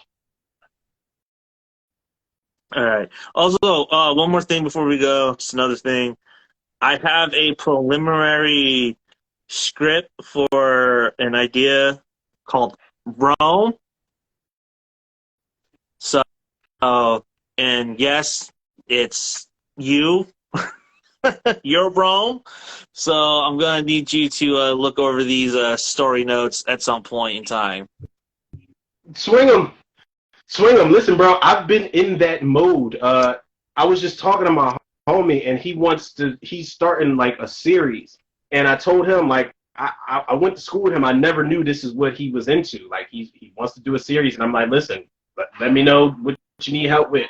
Like, I got to, like, the podcast is fine. I got to get back to this writing, bro. I have to get back to it. Like, I feel like it's time, 2023, it's time to get back to that for sure. So, yeah, listen, swing them this way. I'll go over them and whatever else you need. Yeah. Bro. I got you. And then we got to figure out how we're going to film this because you're the main protagonist in this fucking script. So, I think I remember you telling me about this shit like a while back. yeah. I really think I remember you telling me. Yeah. Listen, I'm game. You're Randy I'm game. Meeks. You're the Randy Meeks. You're the horror expert, and you refuse to go to the cabin of woods, and you warn us about not going. And throughout the story, I keep calling you, say, "Hey, dude, we need some help with this and this." Yo, you did tell me about that. I don't know how I forgot about that. Yo, yeah, I'm with it. I'm game. I am game. Yeah, so we gotta figure out how we're gonna film this. Because you were telling me like you were like, listen, you could film the scenes where you're at and then send them to me type of thing. I think we were talking about this before. Yeah. I'm with it. I'm ready. I'm gonna get like some reels together and do like some audition footage, equipped with some bloopers and shit, and it'll be good because I can't, like, when I write my own shit, I can't read those lines. Like, if somebody else writes it for me, I can recite those. But for some reason, when I used to write scripts and I used to write like roles for myself, I can't read my own lines. It's like the Tyler Perry syndrome. It sounds terrible when you write your own shit. We're never gonna get Tyler Perry on this show, man. I think that's what we can. That ship has sailed. Yeah, we'll never get. No, bro. I mean, Alex Cross was just no. I thought that was his best movie because he didn't write it. He didn't direct it. He didn't write his own lines. Movie. I think his best movie was a Star Trek, and he had a small role. So Star Trek? Yeah, he's one of the admirals. Fuck. Well, you don't think his best role was Ninja Turtles: Out of the Shadows? He was underutilized in that.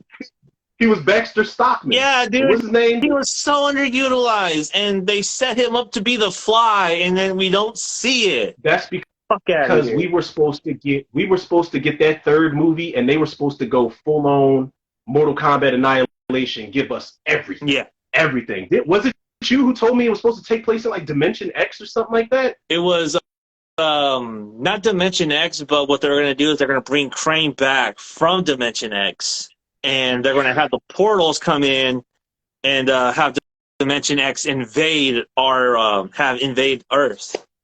Mm. But you see that story play out in the Netflix movie, though. The animated one? Yeah, the Rise of the Ninja Turtles on Netflix. Shit, I'm about to watch Out of the Shadows for the rest of the night, actually. Out of the Oh man, that's actually been trending the today for some reason. I've been seeing that trend on TikTok. People have been posting the soundtrack all fucking day. Only thing I hate about this, like, I can deal with all the goofy shit because that's what the cartoon was. I hate Casey Jones. Fuck Yeah. that. Yeah, Steven Amell fucking blows, dude. Fuck that guy. Trash. Fuck that guy. Straight up garbage. You can be Arrow all you want, homie, but you ain't Casey Jones. Yeah. All right? I don't know who the fuck he was supposed to be, but that wasn't it. That wasn't Casey Jones. Fuck no. That wasn't Casey Jones. Nope. All right, brother, man. I'll let you go. I will talk to you on the weekend. I'll send you these notes soon. All right, bro. Always a pleasure. Talk to you later.